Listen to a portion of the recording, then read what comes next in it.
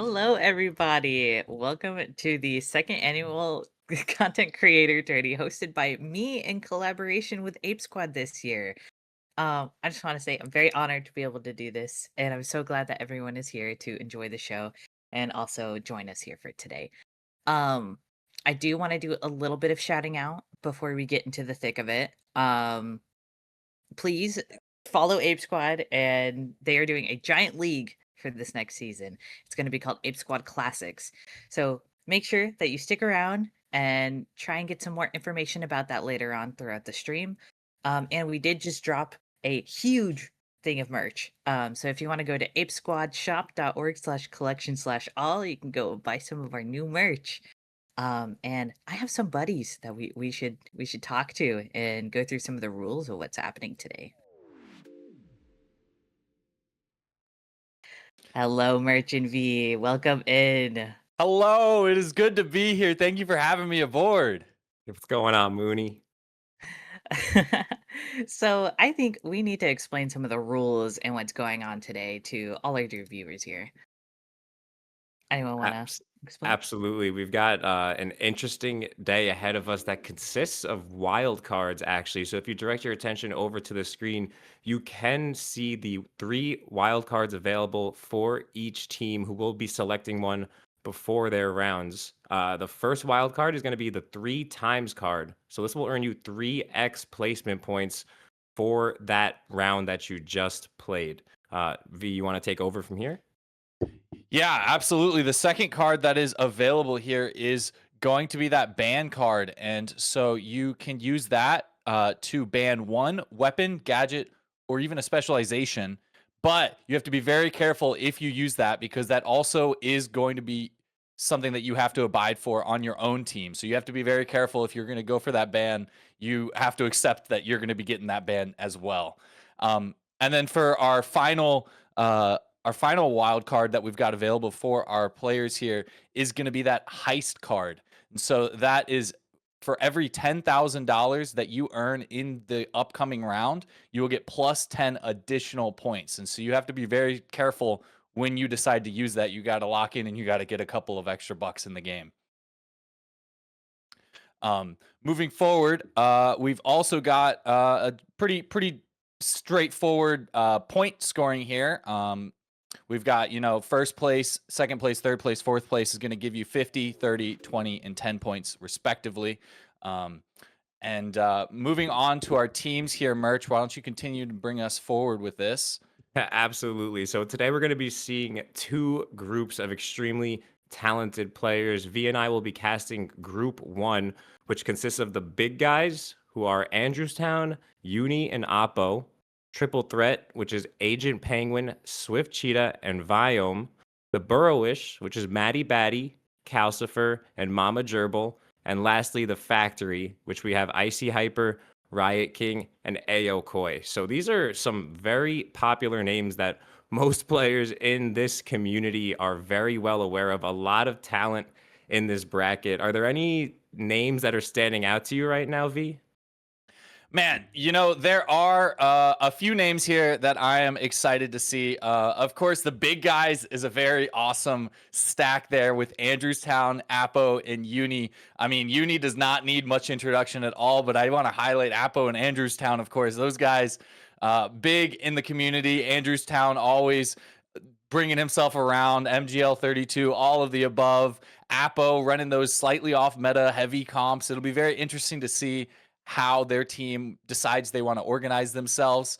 Can't forget in the triple threat team, we've got Agent Penguin. Everyone that's a fan favorite in the community. He loves that sniper. Those are two big ones. I cannot, of course, forget either the Burrow-ish team. Those are some of my home team members there. A big fan of the Burrow. We got Mama Gerbil, Calcifer, and Maddie Batty. Excited for all three of them. And I mean, I could continue to talk about every single player here. I basically almost did that. But all of these teams, and all these players I'm very excited for. Absolutely. I believe we're just waiting for the teams to send over their ban cards right now. We do already have one, or I'm sorry, just their wild cards, but we do have the first wild card already selected, and that's going to be from Team Triple Threat. and they're going to be banning Winch, Shack, and the RPG. So a massive, heavy ban we are seeing coming in from Team Triple Threat. Oh my gosh. Yeah, that is an insane pull here from Triple Threat. You know, I think that is pretty much what their team name is in the grand scheme of this thing here is they've decided to take out the triple threat of Winch, Shack, and RPG. They're not interested in playing the full meta here today. And I know Apo is going to probably be loving that. He's got so many off meta comps that he crafts, and so he's probably going to be very comfortable in that. This might throw off some of our other teams here, but those are some great first picks for a ban. And so this is already going to change this event up, and we're already going to see a very slightly different game here with these RPGs not being available to get that opening, that Winch not being available to either manipulate that cash out or get another opening. This could be insane. This could be crazy merch. It can absolutely be crazy, and that was actually the only card used this round. There are 3 cards available and 4 maps being played per group, so you do not need to use a card every round. And right now, Triple Threat is the only team that took advantage of that wild card. So let's see how this one plays out. I'm very excited as we are loading in here on Fortune Stadium. Yeah, I'm excited too. But you know, if these teams aren't using their card immediately, this begs the question, when will they use the card? There are 4 matches, so it could be spread out, but it could also all happen at the end or in the middle, all of them redeeming those cards and just creating the most insane off comp, off meta, everything game. So I am very excited to get into this game, as we've just seen with what we've got for our ban card, but these next games could continue to get even crazier merch. Yeah, absolutely. As the teams load in, I'm taking a look here at the team comps, and I'm seeing a lot of lights in this lobby. But my team to look out for off the rip is definitely going to be the big guys. There is just a lot of star power over on that team. And as we get underway here, the game commences. We're seeing Apo on the AK. A very interesting play we're seeing out of him. Not something we're definitely accustomed to seeing out of him, as well as some good shots are coming in very early across the map on Agent Penguin, already aware of where Swift Cheetah is at as well. Holding good position. We do have the big guys. They're going to be getting a little aggressive here as Andrewstown holds out that mesh shield and immediately grabs the money. A very short distance over to cash out B, but Apo and company need to be careful. They are about to get swarmed, and Agent Penguin on that M11 instead of the sniper is actually going to win that fight, but Uni immediately gets that trade out there, and now providing some good shots across on Swift Cheetah as well before healing up Andrewstown. And a little bit of a 1v1, but Uni knows exactly where Swift is at, and oh my goodness, disgusting shots are going to come in. This is going to leave Viome as the last man alive for the team. Actually going for a hand res here, but we have seen this money already get plugged in. So we're going to see Uni get the revive on Apo as well. And now we're going to be seeing a full staffed Boundless team here as massive shots come in from Apo, taking out Viome. Getting aggressive is Swift Cheetah, but he's going to be forced to back down. Andrewstown just trying to hunt him down, using that Lewis gun, known for his MGL specialty, but putting in work with the Lewis here as he gets picked back up to full HP and a team wipe on the big splash. Yeah, that is incredible work. It was a little bit bold of that team to jump in there. They are only triple lights here on the triple threat, and so they only had 2 of their members in there, and you saw Swift Cheetah jumping right into that fight with so many of those players on big guys, you know, and they are some big guys there. So it can be a little difficult to try and get an opening in that fight when you're already down a pick here. While we're watching the other side of the map, as it's kind of getting set up here from the factory, they're trying to get a bit of a setup, trying to set their cash out into the right spot, but nobody seems to be pushing them just yet. So I think we're going to jump right back on over towards Burrow-ish, getting really close to the big guys to see if they can continue to get this push, continue to get in here, and maybe even catch an opening here. So they're making their way up to this stairwell here. They're not finding anyone just yet. Of course, on the other side of the map, we picked the wrong battle here. There's already been a team wipe, but it doesn't matter because Calcifer is the first to follow here with Andrewstown getting a great first pick, opening the battle up immediately before it has even really started. Andrewstown getting rid of that zip line. Very good strategy to continue to keep them on that low ground, and with just less than a quarter left on this cash out, there's not going to be too much that they're going to be able to do. They get that revive onto Calcifer. with those defibrillators on Mama Gerbil, and I think they're going to be forced to back out because the amount of time that they spent getting stalled out by just that one pick is enough to continue to let that cash out run to completion and give the big guys their first $8,000 on top of the cash they've already got. And a little bit of a bold fight from Calcifer cross map, but that cash out has completed there. Swift Cheetah going down to Riot. This cash out on the other side of the map. Less than a quarter left here, Merch. I don't know if anyone's going to be able to get this steal in. This is going to need to be an all-in push for sure. Agent Penguin trying to dance around the objective, but his teammates are falling left and right, and that's just going to be another immediate team wipe. The fights happening on this side of the map are just taking place and going down so fast, as we see Oppo getting a pick there on Mama Gerbil. But Icy Hyper and company just trying to provide some long-range shots right now over on Vault 3. They have a pretty good idea of where the big guys are set up at, and they're actually going to be getting aggressive here. I don't know if I necessarily agree with this, as we've seen Aokoi already take significant damage, as well as Icy Hyper now being forced to pull out that mesh shield. He is going to be backed up just a little bit by Andrewstown, who has a really nice head glitch here. He should find a pick on Riot, but Riot's actually going to be able to escape there with his life for the time being. Now, Andrew getting pushed from the side by Hyper, but good heals coming in from above, just not enough, as Aokoi is going to be able to get that pick. Oppo's already traversed across the map, though, and plugged in Cash Out C pretty much unscathed here, V. Yeah, that's incredible. He was able to use that chaos to his advantage to get that plug in. They did lose Andrewstown, but Uni is really good at staying alive on that light, and so he has continued to keep that stall moving forward. So now they are going to be able to either get that coin or get that res, while Aokoi is just trying to search around. This team is just trying to look around the factory. They're trying to identify where big guys are, and they haven't seen anyone, so they're going to try and go for this steal attempt, and Napo is nowhere to be close to stop it. They are going to get that completion, but we might have a bit more chaos happening forward, because it looks like the Burrowish are headed on in towards Cash Out C. This is a pretty isolated part of the map, and so once these guys get locked into this fight, they might be stuck in it for a long time, depending on who ends up wiping. And it looks like Burrowish might be finding themselves in a bit of a burrow sandwich here. They have gotten their first contact with the big guys. Not going to run that one to completion. They're going to play a little bit safe here, because they should know that there are two teams here once they've identified that this orange team is here. And Matty Batty, Calcifer did go down, unfortunately. Matty Batty down to half HP, getting healed back up. Same with Uni. Meanwhile, the factory just biding their time. They have this cash out. They're the defenders of it, and they are loving both of these teams just taking this fight to stall for as long as possible.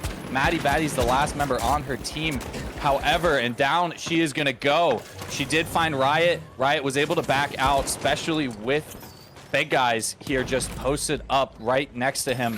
Just a little bit time left on this cash out. Once again, I'm not sure if they're going to be able to get this steal off, because they've got a full team fight in front of them. Andrewstown taking a half HP. Riot, this huge off angle gets Apo, is so massive, and I think that might be securing them the fight here. He's going to take another fight. Uni on that dash is able to win that fight directly here, but this time is continuing to tick away, and I think that they might have stalled it on the factory here. They have, and they're going to have to go for this reset, big guys, and they're not going to be successful in taking this cash out. That definitely sucks, especially when you had that first plug from Apo. Merch. Yeah, that has to be so frustrating if you are the big guys, but kind of a breath of fresh air if you are the Kingfish. You got essentially a free box for most of that time, and nasty shots from Aokoi. Going to win his engagement there against Uni, widely regarded as arguably the best mechanical player in the game, but Koi making a case for himself right now with some beautiful shots there. We are seeing a wipe on the Burrow-ish currently at 15 seconds before they're able to come off spawn. But we do have Aokoi and Riot making their way over towards an engagement, as Viome has already taken some shots. Will be forced to back up just a little bit and reposition. We have seen Agent Penguin get that tap over on the objective, though, so this team is trying to get the show and ball rolling. No real shots have come in, but immediately as I say that, Swift Cheetah is just going to delete Aokoi with that M11. I believe that's at least two M11s on the side of Triple Threat. Now, nice shots coming in on Icy Hyper as well. Good mesh shield back from Hyper will keep him relatively healthy. And now this engagement taking place down low, as Penguin will win that engagement against Icy Hyper, but he will get traded out immediately by Riot, who is looking to be hand-resing, and right next to him, we also have Swift Cheetah getting the hand-res. Riot getting healed back up, still alive somehow, finally taken out by Agent Penguin, but now a third party coming in as Calcifer finds one. Matty Batty taking out Agent Penguin, and Calcifer getting a 2-piece, maybe even 3 kills in this one, finally getting taken out. But great stuff that we're seeing out of the Burrowish there. Incredible timing, and that's going to be a wipe on Hyper, Riot, and Koi. Yeah, that is a great wipe for Calcifer to jump in at the right moment here, especially when you have this third party here, and he did get killed by Viome, who was defending that point, and they were down to 2 players. They got their coin in, so now it's going to be a bit of a difficult fight. Calcifer does get taken down by Viome while fighting another light. Mama Gerbil as well, soon to follow in a quick third. Viome shredding the competition here on the Burrowish. Unfortunate for them. They're going to have to reset, and they're going to have to go for another fight here in this team wipe. On the other side of the map, however, 1 minute left on this cash out. This high ground, very familiar with the big guys. They've already been on this side of the map before. Lots of damage already ticking away onto Icy Hyper and his mesh shield. He is going to stay alive, however. Those H+ is very helpful, especially when you've got 2 of them on your team with Riot and Aokoi. Speaking of Riot, down to 1 HP, is able to stay alive just a little bit. These lights are just so fragile. It's so hard to stay alive. Uni going invis, trying to continue to spot this team out. They've got them pressured. This pressure is massive, especially when you're defending a point. The longer you're able to pressure these teams, the longer you're able to stall that steal attempt, the longer you're able to keep them pushed back.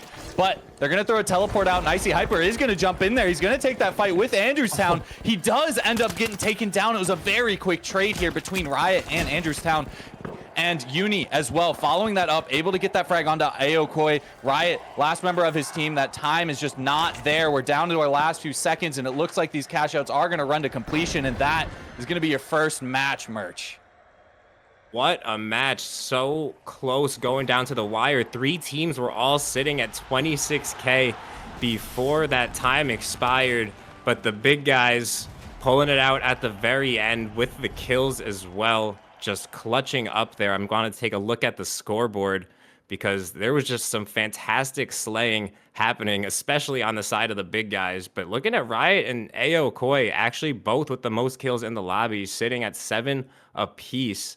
But just great teamwork that we really saw out of the Boundless there. Not reinventing the wheel at all, just playing their game and holding their boxes for the most part. They got one unfortunate timing, but other than that, V, it was looking pretty solid. I believe we're going to be cutting back to Moon now, who's going to be walking us through this a little bit.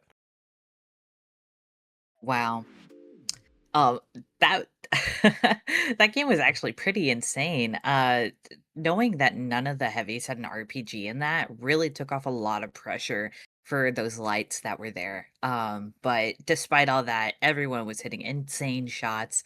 Like those fights, it felt very brawly compared to the burst that you would normally get if you started off with an RPG. I think that ban was a great ban. Um, but anyways, we should probably talk to the other boys. Oh, sorry. So, how did you guys think of the match, Merch and V? Man, yeah, Go yeah. ahead, V. Sorry, no, we're both ready to jump in. We're excited to get Yeah. talking about that match. That's actually a really good point that you made, Moon. I actually kind of forgot we didn't even have RPGs that match. We didn't even see a single RPG use that match, and I really did like the brawly vibes that were happening in these team fights because that's kind of one of my favorite things about the finals. Those are my 5 favorite types of engagements and matchups, is those brawls, is those team fights. And we got a lot more of a brawly vibe instead of that just quick chip damage, that explosive entry, explosive just destroying an instantly a light. And so I thought that was fantastic. Merch. Yeah, I absolutely agree. I think that was a great pick that we saw out of Triple Threat, honestly. Running that triple light, the presence of, or the lack of presence of an RPG on the map just opens up the game so much more for Light, as well as the Winch Claw. And, you know, it was just a really nice ban choice out of Triple Threat. Unfortunately for them, they weren't able to take that first place. That one was going to go over to the big guys, but they definitely benefited from that one as well. So showing the versatility, I'm curious to see, are there any cards, V, other cards than the ban that maybe you would like to see get thrown into this mix here? Man, you know, I am thinking, these other cards. So this band card is probably the most unique here in the changing of the actual gameplay. But these other two cards are probably cards that these teams were waiting on using. They didn't want to use in the first match because they're based on your performance in the upcoming match, and so you need to know how you're going to perform in the match in the grand scheme of all four of these teams to know where you want to sit and where you want to settle into. So someone like the triple threat who did phenomenally last game, they might not have been so confident running that triple light. There's a real possibility that they get absolutely annihilated out of the universe by running all three of those lights with RPGs and stuff. And so now they kind of understand how they can play. They're able to balance depending on who pushes their cash out, who doesn't push their cash out, as we saw. And so I mean, either of these two other cards, these heist cards, or even the 3 times point card, I think would be very exciting to see a team pull out, because that'll show that that team is very confident in this next game, that they want to get some extra points. I'm hoping to see either of those two cards coming out here, Merch.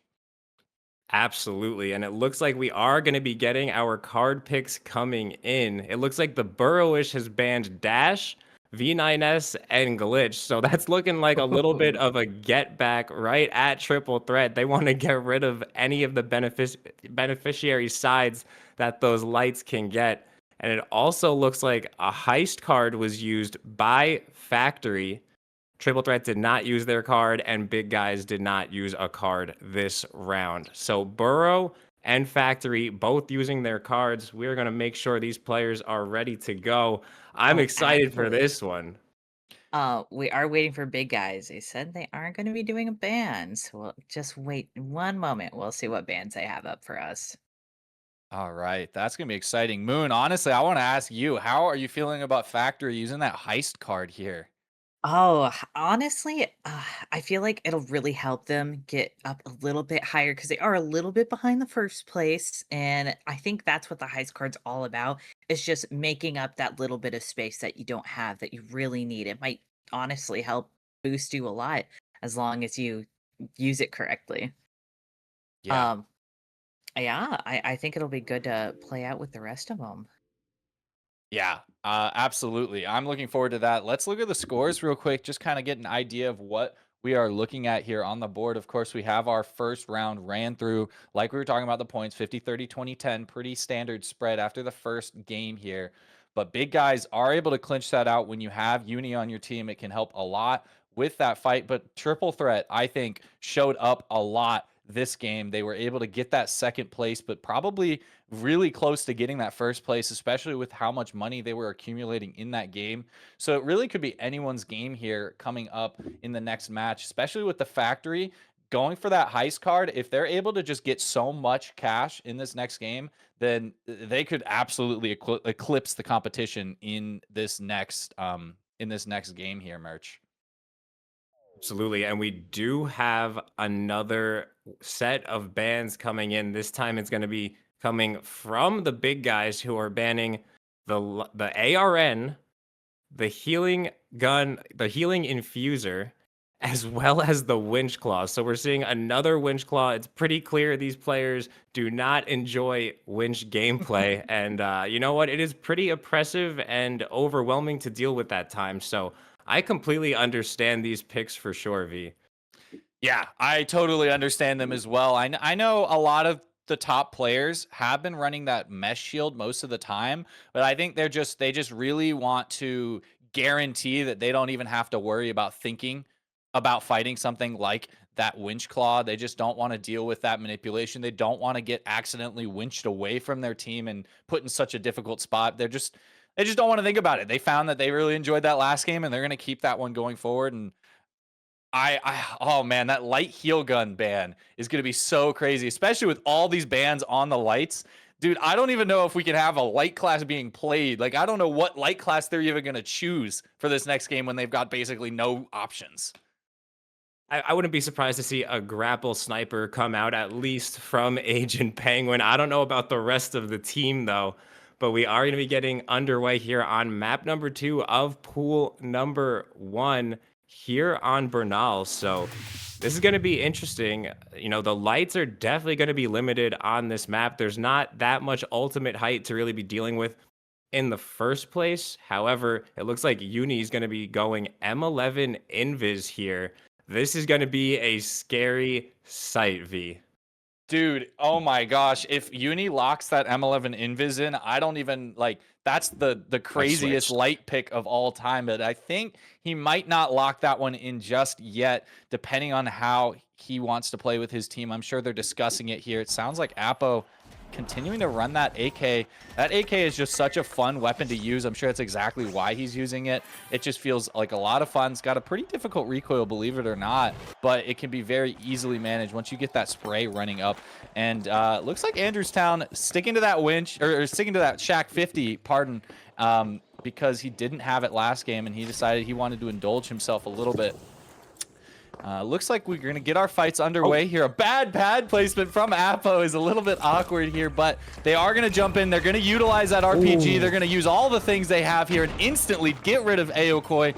That light deleter, like we were talking about before, getting that first pick is so huge. However, they do get that trade onto Uni Riot with a huge pick. He has that nullifier in hand, trying to identify somebody. He does lose his other teammate. However, Andrewstown on half HP. Can Riot bring this back for his team? I'm not sure if he's going to be able to identify a light chasing a heavy. He didn't look in the correct direction. He barely kept his life. Oh. He's managed to get that res off here very shortly here. They're both going to look for that res. They both hear that res. He throws his nullifier. Bit of an unfortunate left click there. He's not going to have that nullifier available. He's going to get that sonar while his teammate continues to get pressured back in the same situation. Down he goes, and now they got that res off. Aokoi and Riot both. They do get that res onto Icy Hyper as well here. They're just continuing to stall this fight. They do get that vault finally opened, and they actually managed to turn that fight around and win that fight against the big guys here. On the other side of the map, Merch, however. Yeah, we have another engagement taking place immediately. Some great shots coming in from Mama Gerbil will absolutely melt Ancient Penguin. Now a good assist as well on Swift Cheetah as Matty Batty picked that one up with the M60. Last one alive for the big splash is going to be Viome, who's already fallen to half HP. Matty Batty and company charging forward, just trying to hunt down this light who is on Invis. There is just not much movement tech available right now as he is able to hit a jump pad and get out of there. It looks like the Burrowish is going to be able to hold on to this box for the time being. They may be getting pushed here by a little bit of a reset soon, though, as it looks like the Boundless, the big guys, are making their way across the map. Uni leading the charge here. This is going to be a scary sight, getting very aggressive over on Cash Out B. Throws that sonar grenade as well, knows exactly where all the enemies are now located at, and he's just going to be hunting down this opponent team. Good shots coming in from Calcifer, but he's going to get headshotted right back. Also catches a fat RPG coming in from Matty Batty, so Uni very low. Fortunately, though, Andrewstown was able to find that pick, and Uni, with a great reach out, is able to get that trade out there as well. Calcifer finding the one on Andrew, though, but now Riot seems to have made his way back into the mix out of nowhere, and he's just going to get absolutely lasered, as it looks like the Burrowish has also been wiped out. A beautiful retake, and it looks like we're actually going to be getting a replay of that one. Nice shots coming in there from Uni, hitting the off angle and then just looking to his left here, I believe, and finding that free kill. But across the map, we do have another engagement taking place, V. Yeah, looks like we've got another engagement taking place. This box being a little bit staggered on quarter time. Just 30 seconds or less on this point here as they're continuing to jump in here. Viome with Swift Cheetah. Only 2 members on their team left. Viome is continuing to identify where these players are, but it looks like we've got 3 teams here that are here to join the fray and try and go for that steal. However, Apo and Uni are both going to go down. Andrewstown is able to pick one off, but I just don't think that I think there's too many bodies here in this point to be able to go for a safe steal and get it all the way through. And it looks like that is going to be run to completion here, which is definitely every dollar counts for this team here on the factory. They need every dollar because remember, they do have that heist card in play. They need to continue to get that cash. They are on top of the board right now, which is incredible for them. Riot playing a little bit bold here, trying to take that fight by himself. He's the last member on his team, and if they wipe, they're losing money and they're losing potential points. So He's going to play a little bit slower. He's got that nullifier prepared while he's going for this res. Swift Cheetah might be able to identify him. He does, but it's a little too late. So now he's forced to back out. And it looks like we've got our teams. None of them have opened these points. Actually, pardon me, Vault 4 hasn't been opened, but it looks like we've already got a cash out underway by our Burrow. Burrow-ish team here, Merch. It's a little bit of a slow play. Definitely a slow play, but not by them. This was a great play that we just saw out of the Burrow, actually, completely just taking advantage of all the chaos. I believe they came off spawn and just got their vault plugged in immediately, and now this has been plugged in for already 30 seconds, and no other teams are relatively close. There's more action actually happening over towards the Exalt section of the map, as we do see Oppo running this money over towards Cash Out D as well. Just a lot of nothing happening right now, as now we do see Oppo taking some shots. It looks like the Burrow may be getting pushed as well, but I would like to see if the big guys are able to get this one plugged in. A well-placed jump pad should be all they need to do that. So I'd like to focus our attention over towards the Burrow now, V, because an engagement should be taking place soon. They are hunting down teams. They're hearing sounds. All the audio cues are there, but they can't see anything. Yeah, this is crazy. It seems like the middle of the match kind of had everyone in a bit of a lull while these cash outs were being staggered. And there you go. They haven't found anyone really tangibly yet, but they've already seen a steal happen coming through. Icy Hyper, however, not able to run that to completion, does get taken down, but that was a trade, followed by Calcifer going down here. Aokoi, great pick with that repeater, CBO1. Now, they are going to get that reset onto Icy Hyper. They might not be able to get that reset onto Calcifer, but he does have Defender Token, and he might use it. He does use it. Another cash out steal attempt coming through on Icy Hyper. Great nullifier on the jump down, and now that might be enough. And it was enough to get them to get that steal, and they have their defibrillators up and get that res off. And now, especially with this third party, they are going to be so comfortable. The factory are going to be loving it. Merch, this is incredible. What incredible timing and team play from the factory. Incredible stuff out of the factory. You know, it is always a risk to try and use that heist card. You know, you really have to perform if you are going to use that card, and that's exactly what's happening. I would actually like to see them go make a play over towards D to fully take advantage of that, but it looks like instead they're going to be opting to go get a tap. So it looks like the big guys are just going to be posturing up over here on Cash Out D.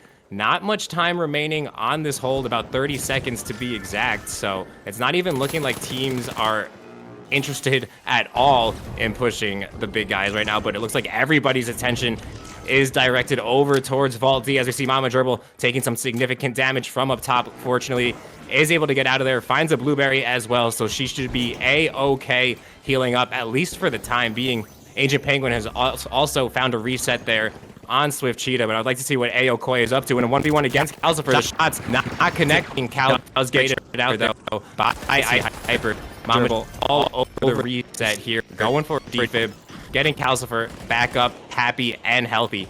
Hyper, last one alive for his team, needs to be careful here because they really do not want to wipe, and that's exactly what he's doing. He's playing this extremely safely right now, just standing behind the goo. You can even argue, I'm not exactly sure, but you could argue that the money specifically can trump the placement points when you are using this heist wildcard, V. Yeah, I definitely think you can argue that, and I wonder if these players are kind of calculate because they only get that extra points for every $10,000, I believe. So they might want to calculate whether or not they're going to hit that next $10,000 threshold in how they want to make their play. But it looks like we got another cash out underway, both of them actually within very close timing of each other. It looks like that stagger has finally fallen away. We've got two final cash outs on the board, 31K to our team who ran that heist card. But they're fighting, and they're fighting hard. There's only two members here left on the Burrow here to defend their point, but there are two additional teams with them as Matty Batty gets taken down as well. Very unfortunate. Looks like we got a coin as well. Mama Gerbil and Calcifer, last two members on this point to defend it, and it looks like we've got a steal attempt coming through from the factory. They might be able to run it to completion because I believe Matty Patty was the one with the C4, and they couldn't have shot it just yet. Down it goes. They got the res, but it wasn't quick enough, and now they're going to have to fight for this to bring this back because it looks like our third party has gone down. Triple threat is down. They're going to jump right on in a great place nullifier from Riot to just continue to support his team, make his 3v3 into a 2v3 without even having to get a pick. And now they're going to continue to get so much damage. That mesh shield getting used to actual maximum capacity. But Maddie Batty does not care. She's got an M60 and she's going to shred through the competition. Down goes 2, all 3 in fact. That is a great team wipe to get that point back in. That's actually going to be pretty scary if you're the factory merch. Yeah, that took them out of that 30K threshold. So even though they're only about a grand short of it, that's an extra 10 points, I believe, that they can now be missing out on. But across the map, Ancient Penguin making contact on point with that C4, just trying to get rid of the stall, but needs to be careful as he's already being shot in the back. And Andrewstown with a massive RPG is going to find 2 in the blink of an eye. Now just 1 player remaining for Viome. The big guys looking very strong here with just simply no time remaining. The clock will strike midnight, and the big guys are going to be going back to back with their first places. That is incredible. I mean, dude, you have to be hating it if you are the factory right now. You've just fallen $1,500 under that 30K threshold, and it's like so close, but it's so far. You need 4 kills, 3 or 4 kills there in order to even get back into it. And that's kind of a tall task when you only have like 15 seconds on the clock when you respawn. So that really sucks for them. But that was incredible work from all of our teams here. They had a lot of great fights happening. We had Agent Penguin on that medium because of all those light bands. We didn't see a single H+ heal gun there in that match, and there was definitely a few times where it would have been very useful, especially near the end. We saw Mama Gerbil getting low HP in those vault fights. But again, we get 1 singular ban card out, and it was an incredible game, Merch. That was awesome. Yeah, absolutely incredible. Taking a look at the scoreboard here, Riot was absolutely popping off. 10 kills to his name. Great work out of Andrewstown as well with 8. Calcifer putting up 8. Great teamwork we saw out of the Burrow there, though. It got a little scary for them early on in the game, but they clutched up. They started working together, making some great plays and catching some good timing. I think the thing for the Burrow was getting down that third-party timing, and they pretty much nailed it, V. Yeah, absolutely. I think they did. That was incredible work here, bringing themselves right on back through. I mean, I really think that the Burrowish really capitalized on the timing of their plugs there. You know, they were the only one in the middle of that match who had a cash out and were even defending anything, while everyone else was kind of either fighting somewhere else, or I don't even know if they were even fighting on a vault because they were just taking so long that things just weren't moving forward. And so they were able to take advantage of that stagger, take advantage of continuing to push the money forward. And I think that's what secured them that comfortable second place, which was just fantastic. Moon, how are you feeling about that game? Oh my gosh, like I it was absolutely insane. The Burrow really did do a good job with their tempo. They're really running it by super quickly. But I think what really stood out to me was that null that Riot, I think, had done to save the fact that they were stealing and really stopping them from being able to stall and letting them get that money. That was a very, very good play. Yeah, that was an incredible play. I really think it had maybe a twofold impact there. Maddie Batty was jumping in there, was their primary form of defense to try and get that early damage out onto, I believe it was Icy Hyper going for that steal. But once that nullifier came through, they were down 1 player in that jumping in. I believe Mama Gerbil was the other one who jumped in with them. And I think not only did it drop a player from being able to do damage, I think it kind of scatterbrained them a little bit. They got a little bit caught off. They weren't ready for it, so they weren't able to continue to redish that damage back out quick enough in the time they needed that for that short couple second steal window. Merch, how do you feel about that?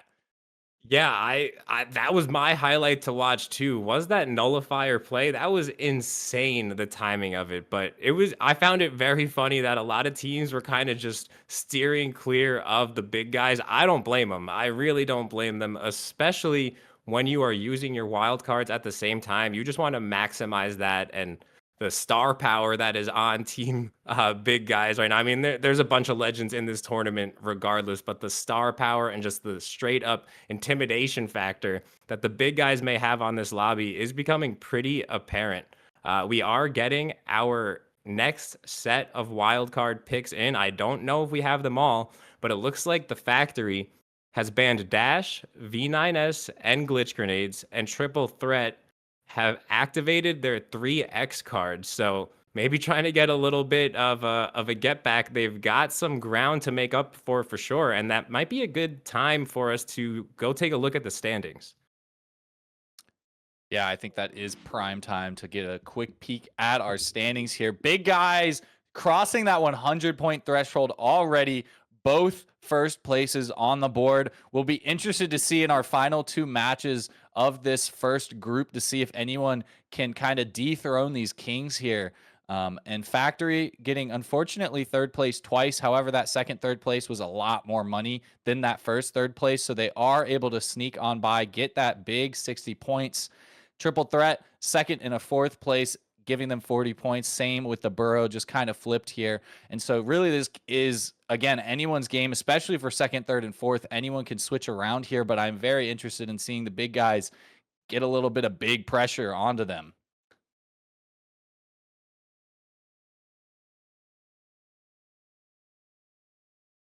Merch, how are you feeling about that? Yeah, no, I couldn't agree more. The players are ready, and we are getting on board now with Sis Horizon. So my favorite map in the game for sure. You could argue Soul Under Construction would take my #1 spot, but if we're not counting variants and we're just talking about a default map setup, then I definitely think Sis Horizon is probably the best map in the game. And I'm excited to see how it plays out with these bans in play. So again, no Dash we're going to be seeing in this lobby. And this just felt like some light hate crimes. I don't know about you, V, but it's feeling like this lobby just does not want the lights to feast. Yeah, I think I might have to agree with you on that one because, that first game, we got a bit of a pressure onto those heavies, try to get rid of that heavy annihilation. But then they realized everybody's wanting to play light in this game. And so they're going to continue to keep that oppression into that light class, making sure that they can't use all the things they want to use. But I don't think we went over all the cards that were in play here while we switch on into this game. We've got Burrowish running that 3X card. We've got Triple Threat running that 3X card.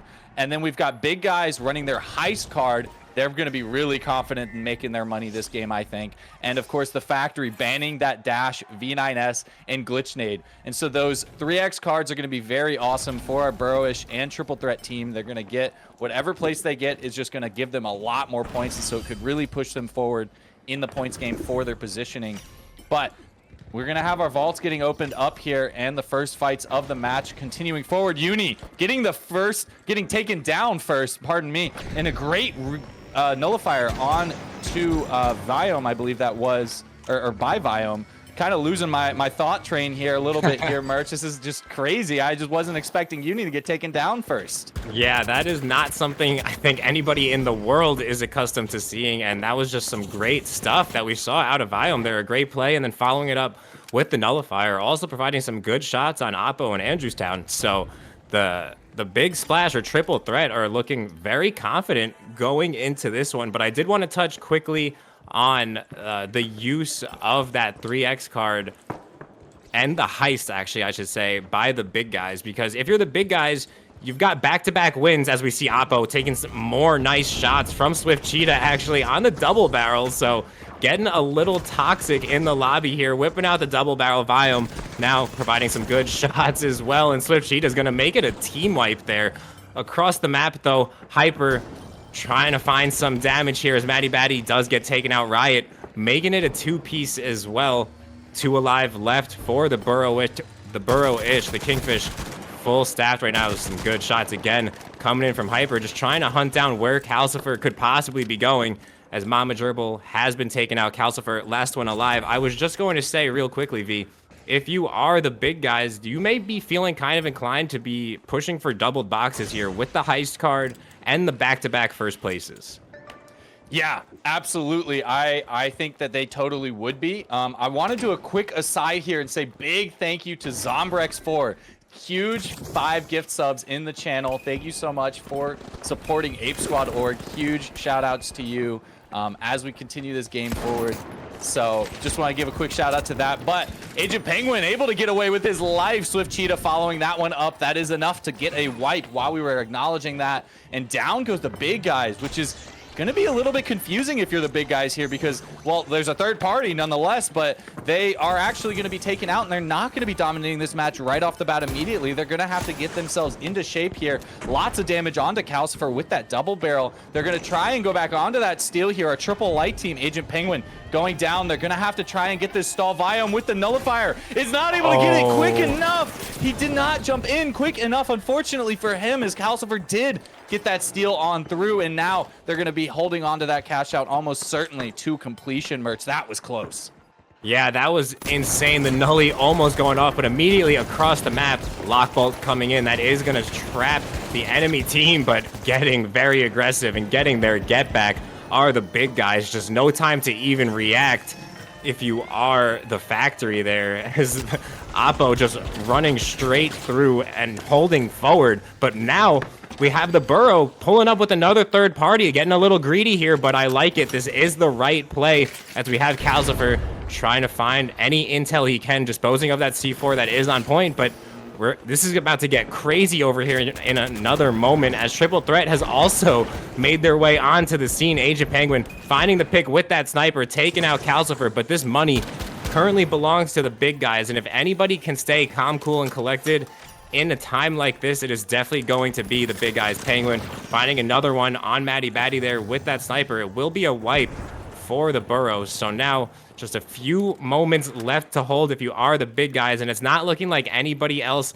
in the lobby is going to be in any sort of position to do anything about this. The stall comes in, but not even necessary, as we do see Uni providing some good fire.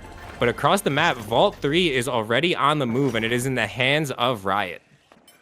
That's right, Vault 3 is on the move, and it looks like Vault 4 is about to be ready to be opened here. But a little bit of stagger coming forward here with that plug. Great plug from the factory, continuing this game on forward. A lot of early damage. Down goes Viome.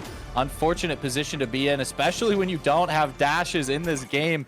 Gotta be rough as a light, especially when you're triple threat running 3 of them. And down goes your second light to the CBO1 repeater. Not a happy day to be a light. They do have that vault on open, but there's 3 teams here looking for this vault. They're able to snag it. Andrewstown and Apo making their way through. Uni likes to play his own game on his own time. He can do that, but they're going to look for that plug, and they're going to probably be able to get it there. And Uni doing exactly what we were just talking about, doing his own game on his own time, keeping the pressure on. He can take 1v6 any day here, keeping that pressure alive and thriving as the rest of his team come to jump in and help out. However, it looks like a little bit of damage is going to be ran through as Agent Penguin and Swift Cheetah are able to get that team wipe on to Burrow-ish, which is very unfortunate. Third party definitely sucks to feel, but look at Riot. Riot is in such an interesting position here. Fourth party here to join the game, and down goes Apo, but they are able to get that trade onto Andrewstown. Riot is loving trying to go across that map to try and continue to keep that chaos up, but that team from the Burrow-ish are going to respawn, and they are going to probably come back and put pressure on what is possibly a 2-man defended box, Merch. Yeah, that would be the heads-up play, as a coin should be coming in pretty soon, and it looks like it does come in there. Time is dwindling down, though, as we do see Uni just playing a little bit of a ratty position here, but gathering that intel, using the invisibility to his advantage here. Agent Penguin getting really aggressive with that grappling hook, though. Kind of goes soaring past his intended target. Nice shots coming in from Uni there on Viome, forcing him down to half HP. He will need to back up just for a moment to get his health back, unless he can get healed up by somebody, but it's not looking like they have the facilities for that. And Andrewstown, beautiful shots with the Deagles. I love that Andrewstown has pretty much used something different every single round. Unfortunately, that RPG there not connecting the way he wanted it, but we do have some action taking place over here on Cash Out D. It looks like the Burrow has wiped across the map, but there is still plenty of time for Triple Threat to do something here if they want to. But it actually looks like they might just be backing out of this one and going for a reset, heading over towards Vault 5. So the big guys should be sitting comfortably on that stack of money. But now massive engagement is about to take place over here on Vault number 5. Yeah, that's right. They are going to go ahead and pressure it as it gets closer and closer to completion there before it gets moved. And it looks like the Burrowish are posted up on Cash Out B, ready to defend it, ready to intercept that point. But we've got a sniper on Agent Penguin that is very comfortable for him to be using there. He's that sniper and grapple combo is very fun. That grapple is very fun to use. It doesn't have as much fight potential, but when you have a sniper, you can play farther back. It looks like they are going to rotate their way on over towards 6. Well, I guess 5 has decided to make its way on over towards A. I didn't even notice that until now here, and they might be able to get that plug in, but they're getting a lot of pressure, and down goes Agent Penguin to Riot, who has just positioned himself in such great spots, but he does get traded out. That XP54 on both of those players there. Viam is going to take him down. However, XP54 and Invis is a very awesome combo to be seen. That plug has gone through, and it looks like we're going to have to do a bit of a crisscross as Vault 6 makes its way on over towards Cash Out B, which it looks like the Burrowish have decided to abandon defending because nobody was even over there. And so this crisscross is going to cause a little bit of confusion as these teams make their way on through, Merch. Yeah, the Burrow actually was setting up over at B before, and Agent Penguin was sniping all their utility from the safety of the other room. So that definitely was an aid in the factor of them switching up this play. But it's looking like the big guys are going to be getting very comfortable over here on B. Meanwhile, Mama Gerbil and the rest of the Burrow are trying to get aggressive over towards A with about half time remaining on the point. Nice RPG coming in from Maddie Batty. Calcifer found a pick as well. Gerbil needs to be careful. She's getting very low in HP, only 29 to her name, but good heals, getting her medium and heavy back up to full health, hopefully. Good dome shield coming in from Maddie Batty, getting heal pocketed yet again, but now shots coming in from Riot. The stick is going to be stuck. Maddie at half HP. Lockbolt comes in. These players are going to be relatively trapped. Hyper now getting aggressive. Will find the pick there on Mama Gerbil. Needs to reload his gun. Turns back around. And beautiful play that we're seeing out of the factory there. Each player winning their one. Now across the map, we have more action about to take place as Oppo sitting up on his vantage point. He is accompanied by Uni and Andrewstown as well. So this is some high-level teamwork that we're seeing as well. We already have the counter jump pad placed as Andrewstown hits a really nice deagle shot there, taking out Agent Penguin, almost sniping him with the deagles there. Now making sure that RPG and the rest of his utility is ready to go. Not much time left to work with here, and if the big guys hold on to this box, that's going to be 3 first places in a row. And that's it looking like exactly what's about to happen here, V, as no one's even able to get close. Uni just deleting everybody, making any sort of attempt.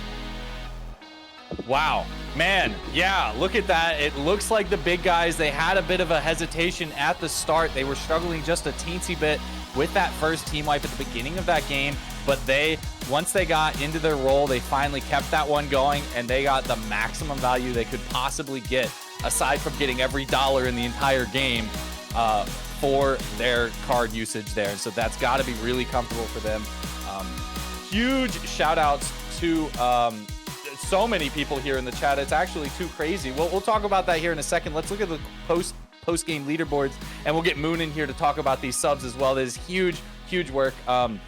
Great fighting from all these players here. Pretty comfortable spread across the board. Not as many kills on the big guys, but I think they were just looking for that money. They were trying to keep that money as best as they can, Merch.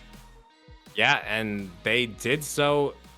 They basically accomplished their goal. I believe they just didn't win the first box and were able to turn things around from there. So a great use of the cards coming in. Obviously, we are going to be cutting over to Moon, who can walk us through it just a little bit more as these players are getting ready for their final map of Group 1. Alrighty, I just want to say a huge thank you to Grim, Hershey, and FriendlyBot for so many gifted. That's awesome. Thank you so much for supporting the stream. And also happy birthday, Anton. But that game was absolutely insane. They were not to toot my left horn, but he was absolutely going crazy trying to make sure he had all that money for their points and all that. That was just a chaotic game. Absolutely great plays from every single team, not just big guys. But how did you guys think about it, Mr. Merchant V? Man, dude, that was an exciting game. Yeah, definitely big shout outs to Anton. Happy birthday, man. Huge subs in the chat. We've got this crazy shared hype train going. Much love. You guys, if you keep up the subs, we got that hype train going higher and higher. Would love to see how high that would go. That would be awesome. But yeah, once again, it was a crazy game. I mean, I really think that the big guys must have tried to. I'm not sure if they were trying to change something up or they got caught off guard at the beginning of it again. I just want to highlight. I mean, that first pick was onto Uni Mhm. instead of from Uni, and they also got wiped there a little bit early, and so they had to take a minute to get into their stride. But I think that was a great game overall. Merch, you have any additional thoughts? Yeah, I don't know what it is, V. I don't know if it's because we're the Mustache Brothers or something, but you keep picking my favorite play as well. And in the grand scheme of things, that pick was pretty much meaningless. You know, the big guys still got that first place victory, but I know if I was in that position getting first blood on Uni, that would be the highlight of my life. So that was awesome to see, but just some great stuff that we saw overall. Andrewstown was really turning up there, in my opinion, just playing some great defensive holds. I believe the players, we may be waiting for a few bans to come in or wild cards. Let's take a quick look at the scores here before we commence into our final map of pool number 1. Yeah, look at that. Big guys, nobody has dethroned them just yet. They've already crossed that 200-point threshold. Literally one game after crossing that 100-point threshold, they've gotten as much value as they could have possibly had with the card that they have chosen. But now we are on to this last game here. I guess before we look at that, we've just obviously got the rest of our teams kind of built out in that stack here, 190 and 70. I really think that second place is anyone's game. I'm not so confident about that first place. You're going to have to pull up some crazy maneuvers, which I don't think the big guys will be too happy about, and they will probably punish you for it if you try to get too close to their points. But it could be anyone's game for second, third, and fourth. But yeah, once again, this final game, everybody should be using all the cards that they have. They should be using any cards and all cards. Literally throw everything in the kitchen sink against the wall here to see what you can do in your bans. But I'm not sure if we have anyone using any. I know we were waiting to see if any of them come in as this match is going to get started up. Big guys going off of the screen with how many points they've got. They're absolutely shredding everything. Merch. They broke the game. They literally broke the game. But yeah, as you said, I was definitely waiting to see all sorts of cards being used, but I'm not sure if they've been expended. I'll be honest, I can't really mentally keep track of those sorts of things. It's difficult for me. But I do know that we're not seeing any cards being used right now, and this is the final map. We do actually have some cards come into play. I do apologize, as it looks like the heist card has been used for the big guys. The heist card is... Nope. Okay, so just reading that, it looks like Triple Threat and Burrow-ish are running their heist card while... okay, never mind. This is the most confusing chart that we've ever got in our entire lives. Don't worry. We will get you some updated details on that a little bit later in the game. But we've already got a lot of fights breaking out in this game. We've already got a wipe onto Burrowish. Agent Penguin, the last member of Triple Threat, might go down as well, while we got Box 2 and 1 both in transit on their way over towards their cash outs. No stagger to be seen today, Merch. That was a crazy throw to get that money plugged in. We're actually going to be getting a replay of it as well. Insane stuff here. The throw from construction site's going to sink it. That should be worth 4 points and $10,000 on your score. Oppo finding a pick there with the mine, taking out Cal. That's going to be a good pick, as now Matty Batty and Mama Gerbil are going to need to figure things out here, hopefully able to get their man back alive. Unfortunately, it's not looking like they can, as they're kind of just stuck in this staircase right now. Good shots coming in. Matty wisely trying to back up a little bit, but Mama Gerbil is taking some damage from the patented MGL of Andrewstown, and now the Charge and Slam comes in as well. Andrewstown having a field day here on Monaco, as Cash Out A has been halfway progressed. That's right. It looks like we finally have our update for our cards that are active here. So it looks like Big Guys and the Factory running their triple points card, and then I was right a little bit earlier, Triple Threat and Burrowish running their heist cards. So all of these teams have some additional points to be gained in this next match to see who can topple the leaders here. Although Big Guys running that 3x points is going to be huge for them, because if they get first place, they're going to be just so obscenely far ahead. So you basically kind of have to push them to last place if you can help it. But it looks like Agent Penguin, unfortunately, is going to get caught out so early with that sniper. Down he goes to Riot as they go for the steal. Going through Icy Hyper, not getting defended sufficiently as they're able to get that pick, but he does get traded out. So it was a little bit bold to go for that steal while he was getting pushed by just one member of the team. Viome finding all three, deciding he wants to not play that game. Oh my God. Great goose stall, actually. He might be able to get a second stall off. Is he able to get it off the winch? And that's why you always ban winches like we see in the previous games, because winches can save lives. That was a crazy steal, all the way ran through to completion. Swift Cheetah, the last member on their team. Wiping might not matter too much here, only $3,000 on the board. That was crazy, Merch. That was a valiant effort out of Viome. I have to give him credit where credit is due there. But now we do see, it looks like the Big Guys making their way downtown over towards vault number 4.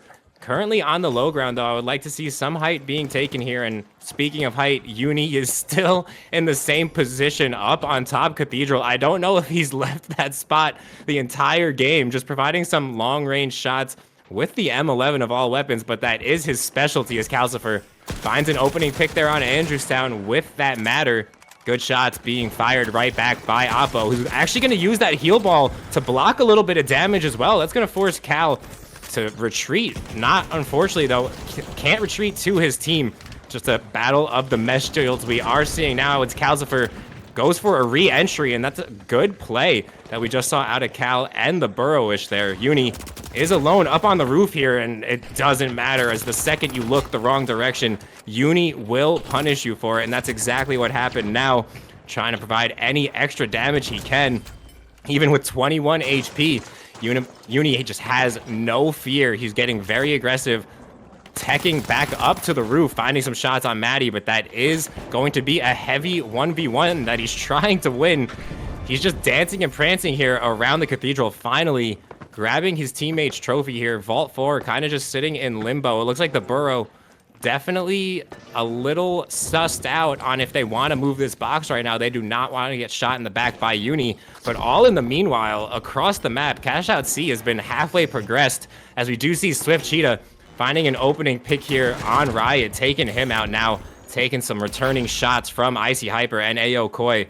This point is up in the shed area. This is a very difficult point to defend as well as to push. It's just one of those not fun points for sure, as Ayo Koi finding the pick with that shack. This is going to leave Viome and Agent Penguin scrambling, trying to get back to full staff here. They are around the point, and we do just have the Kingfish sitting pretty much wide in the open here, as Icy Hyper is in his dome shield, but takes some significant damage. Ayo Koi, though, fortunately, is able to get that trade out on Penguin. Now again, Viome, last one alive, trying to get the revives, is not able to do so, and that's going to be a wipe, and more likely than not, a successful hold over here on this side of the map for the factory.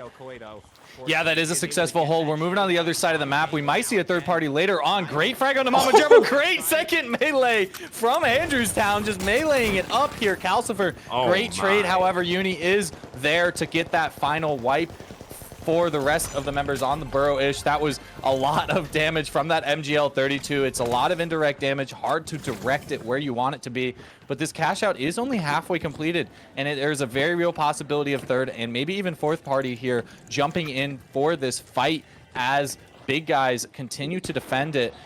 It looks like there may or may not be a team trying to pressure them. It looks like these guys are trying to move this on forward and get that Vault 5 continuing on. There's about 2.5 minutes on the board. Down goes Calcifer, however, to Andrewstown. It looks like the Burrowish might want to try and go for another push here into this point. Lots of damage. Once again, that charge and slam gets one.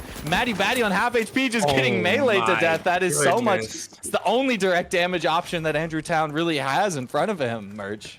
Yeah, he is definitely a specialist with that MGL. Pairing it with the charge and slam, this really is Andrewstown bread and butter. We've seen the highlight videos all over YouTube. I love to see high-level gameplay when people are just using things to have fun at the exact same time. But back to the matter at hand, as that is a successful hold for the big guys. Biome trying to posture up over here towards Cash Out A is unfortunately going to be taken out pretty much immediately by Aokoi and company. Now, Agent Penguin has that sniper in hand, trying to land some quick scopes, but he's going to be in a pretty difficult spot to get out of. He does have that gateway in the kit, though, and that's going to be very beneficial for him to be able to reposition here, as we do have to wait for the coins to come in. Unfortunately, though, we're not going to be seeing a coin from Swift Cheetah, as he is out of them. So now Penguin kind of has to sacrifice this point for a little bit. He's trying to run away, but Andrewstown's just going to pull up to the party and hit him with the Donkey Kong down B from Super Smash or something. Gets him out of there. Calcifer with that matter, starting to string things together here a little bit, trying to find that damage. Uni from behind just gets all the shots there, taking out Mama Gerbil, finally taken out by Calcifer. This money is in possession of Icy Hyper and company, though, and they only have about half time remaining to defend it, or even less. And it looks like it's going to get doubled too, V. Yeah, I think Aokoi is just going to hold on to this box. They're going to actually defend that sixth cash box here until the very last second, because if they're able to continue to stay next to their cash out, they're going to go for that double at the last moment. They're playing minimal risk, maximum reward opportunities, especially when you are seeing all of these players fighting on Grandma's house here. Just so many teams here taking these fights. We've already lost the Burrowish. They go down, but Apo on half HP, a bold push into that mesh shield and Shaq combo. They're gonna do it. There's 15 seconds on the board. There's your double jeopardy. There might not be enough time for anyone to push, especially when you've got two heavies. Two heavies is a big defensive object, and that is your 7-second warning, and that is gonna be the end of the game. That cash out has ran to completion. Look at that money. Wow. That is an insane bankroll that just got cashed out by the factory. With the 3x card activated, that could prove to be huge. Unfortunately, not to rain on their parade. The only problem is the big guys also had their 3x card activated at the same time. If the big guys did not have that 3x, I believe the factory may have just taken first place after that one. Obviously, we're going to need a few moments here to gather our scores and total everything up. But looking at the post-game report, Andrewstown popping off 11-3 with the MGL, just having fun, having a field day out there. Great work. We're seeing 8 kills out of Aokoi as well as Calcifer as well. So a lot of slaying going on in these lobbies, and just a lot of interesting strategies that we're not really accustomed to seeing every day with this ban system, V. Yeah, absolutely. I mean, definitely probably hurts a little bit if you're the factory here, because you're loving all that money that you've just got, but you're wishing so badly that you had that heist card active. You're wishing so badly that every single dollar of your first place actually counted a little bit more there. And so that could have been enough to push them a lot higher into the trajectory of that point total. Unfortunate for them, they're going to have to settle with first place, which is not something that you get to say very often in that last match. But that was a crazy game, and that was wild. You know, Andrewstown getting opened up there with that MGL 32, able to just kind of really run freedom how he wants it to, wants to do it, is able to just get so many frags once he's off his chain. It sounds like, however, the scores are in, and I want to jump right on over to them immediately to see where we stand finally. Merch, Wow. why don't you take us away? Why don't you analyze these scores, what we've got in front of us here? Well, let's address the elephant in the room. It looks like clearly the big guys have secured pool number 1, taking first place with 290 points. Congratulations to the big guys. However, great performances we saw out of every single team today. The factory giving them a run for their money, quite literally, sitting at 240 points. Triple threat, 130, and the Burrowish with 80 points as well. I would like to just say GG's, and all of these players should be very proud of themselves. It is not easy to perform ever, especially on the big screen under all the lights. So all of these players should be proud, but shout out to the big guys, Oppo, Andrewstown, and Uni. getting in there, getting the job done. We do have Group 2 incoming, but I want to pass this one over to Moon before we get there. Wow, that was an amazing 4 rounds. Everyone used their cards really well when they really needed to. I think they really put a lot of brain behind their decisions and all those fights. Oh my gosh, every round felt little bit more chaotic than the last when it came to those bans. And honestly, I'm just so proud of how well everyone did, not just the top 2 teams. Well, how do you guys think about it? Like, any Yeah. thoughts? Yeah, no, I have a lot of thoughts, Moon. I'm gonna be honest. I loved it. I think it was fantastic. These teams, I really do think, put a lot of thought into how they were going to use their cards, and when they used their cards, they tried to capitalize on them the most. You know, it's a bit of a gamble when you have to use that card based on your future performance instead of your previous performance. So you can't always maximize it, but you can maximize towards it. You can kind of get pretty close to it. And I think that this system has turned out to be an incredible system of cards to kind of spice up the gameplay just enough to be a lot of fun and have a lot of pressure on getting those points without being too crazy, too out there, anything like that. I think it really worked out fantastically. And so I'll be excited to be tuned in to Group 2 when that gets underway here shortly. But Merch, do you have any further thoughts on the bracket, on the teams, on the setup? Well, I think I'm just extremely excited for Group 2, another stacked lineup of players, but I do want to go through my shout outs here. First and foremost, thank you, Moon and Ape Squad, for hosting this and having myself and V on board. I would like to thank you as well, V, for being a professional and dope co-caster to have in these games. I'll give a shout out to myself at Only Merch if you're interested in relatively decent gameplay as well as some good times. Go check me out over on Twitch at Only Merch. I host viewer customs every Friday as well as viewer customs every Monday over here on the Ape Squad channel. Shout out to director Justin holding it down behind the scenes as well. But yeah, I'm done yapping. We are going to be passing this one over to a couple other casters as well. Moon, V, take us out of here. Yeah, I'm just gonna say one final note here before we pass it on off to Moon to wrap us up before we go to a short break. Big thanks to everyone here involved here. Merch, it's been fantastic co-casting alongside you. It has been a blast. Moon, thank you for organizing this. It's been fun to jump back to you once we get these between these games. Of course, shout outs to director Justin here directing us all, giving us those cinematic moments. That big replay was fantastic.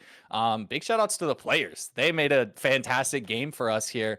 As far as my handle there, 3VTF, that's my Twitch. I usually go live if I'm casting some event. I haven't really gone live for gameplay or playing games myself. Maybe that'll change one day, but yeah, tune into that if you want game streamed or casted, pardon me, or tune into pretty much any other org that I'm casting in for, because I just have so much of a blast casting. It's so fun.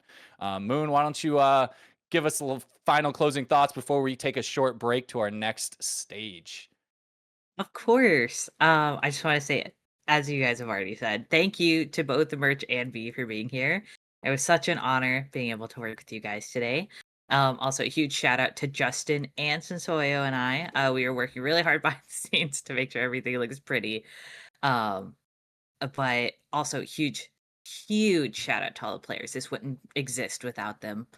And we do have the amazing Sensoyo and Unk Dread as our next casters for the next part. So why don't you guys sit back, relax, grab a drink while we do go on to break.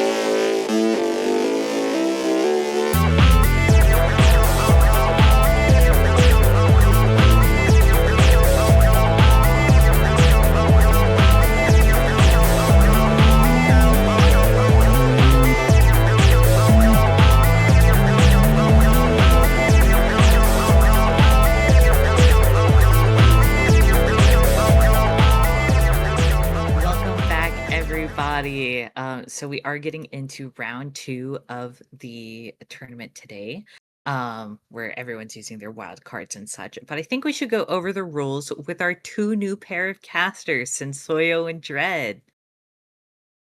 Hey guys, how you feeling? It's amazing to be back, and I mean, this is a great show so far. We've seen some crazy stuff. We've seen MGL. We've seen some target bans. I mean, this card system is just amazing, right, Dread? Yeah, it's super awesome. Excited to see how the rest of this tournament plays out. Yeah. So, Moon, do you want to go over the rules just a little bit to refresh people who might just be jumping in right now, or just to give a quick reminder to those folks watching? Yeah, of course. So we have different points for your placement. It is going to be first place with 50 points, second with 30, third with 20, and fourth with 10. And you can change how many points you get per round if you use your 3 times card, which gives you 3 times the amount of points you get for your placement. For your heist card, it's every $10,000 you get in the game, you get 10 extra points, which is insane. And you will be able to ban 1 weapon, gadget, and specialization with your ban card. Sensoya, would you like to talk about our maps maybe that we're going to be going on? Yeah, so we got 4 games coming at you, and it's going to be pretty interesting because they are preset maps. We're not going to be dealing with any map ban shenanigans, stuff like that. So we're going to be starting off on map 1 with Fengwei City, going into game 2 on Skyway Stadium, going next to Nozomi Citadel, and ending on the old school, the old-fashioned Las Vegas. So I'm excited to see that. I mean, throwback to some of the OGs there. You got Eastwood, you got the cowboy billboard. I mean, it's just iconic, right? So, Dread, what do you think about these maps and how they might play into the ban system? Do you think people are going to be targeting specific bans on specific maps, or do you think they're going to be targeting players more so? Well, rumor has it I'm pretty knowledgeable about old things, so I'm pretty happy to see old Las Vegas in there. But yeah, I don't know. We'll have to see how it plays out. I think the card system is an extremely interesting system to have in a tournament. I think that it's going to be super fun to watch and see. I think there might be a little bit of a switch up between how people are going to be strategizing going into maps like, for example, Skyway Stadium as opposed to Nozomi Citadel one being lots of rooftop slots, long range battles, and the Nozomi Citadel being a lot more close range oriented. But yeah, we'll see how it plays out. 100%. What do you think, Moon, about how these players are going to be using the card? Do you think they're going to be saving their 3x or their heist cards for later in the round? I think they're going to just be confident in pulling off right off the bat. I know we're going to be waiting for them to make their choices as we get these lobbies together, but any predictions, Moon? Um, Thinking on it, like I would say that you would want to save your 3x card for later on once you know how all the teams play, and know how to get and hit their weaknesses. So you can definitely like amplify the use of your card. But I really think those bans are gonna start coming in hot after this first game because everyone tries to test the waters first and then they go all ham. Yeah, exactly. So, I mean, we're getting this lobby filled up, and like we said, we're starting off Fangway City. I know it's a little bit of a interesting map. I know some people love it, some people hate it. Me personally, I sit on the fence that I really like it. I think the only time that it can be problematic is over in that Zen Garden, where it can be a Hmm. little bit like awkward to fight if you're bringing in an SA-12, stuff like that. So it's gonna be awesome to see how people play around that, as long with the close range sections of the map.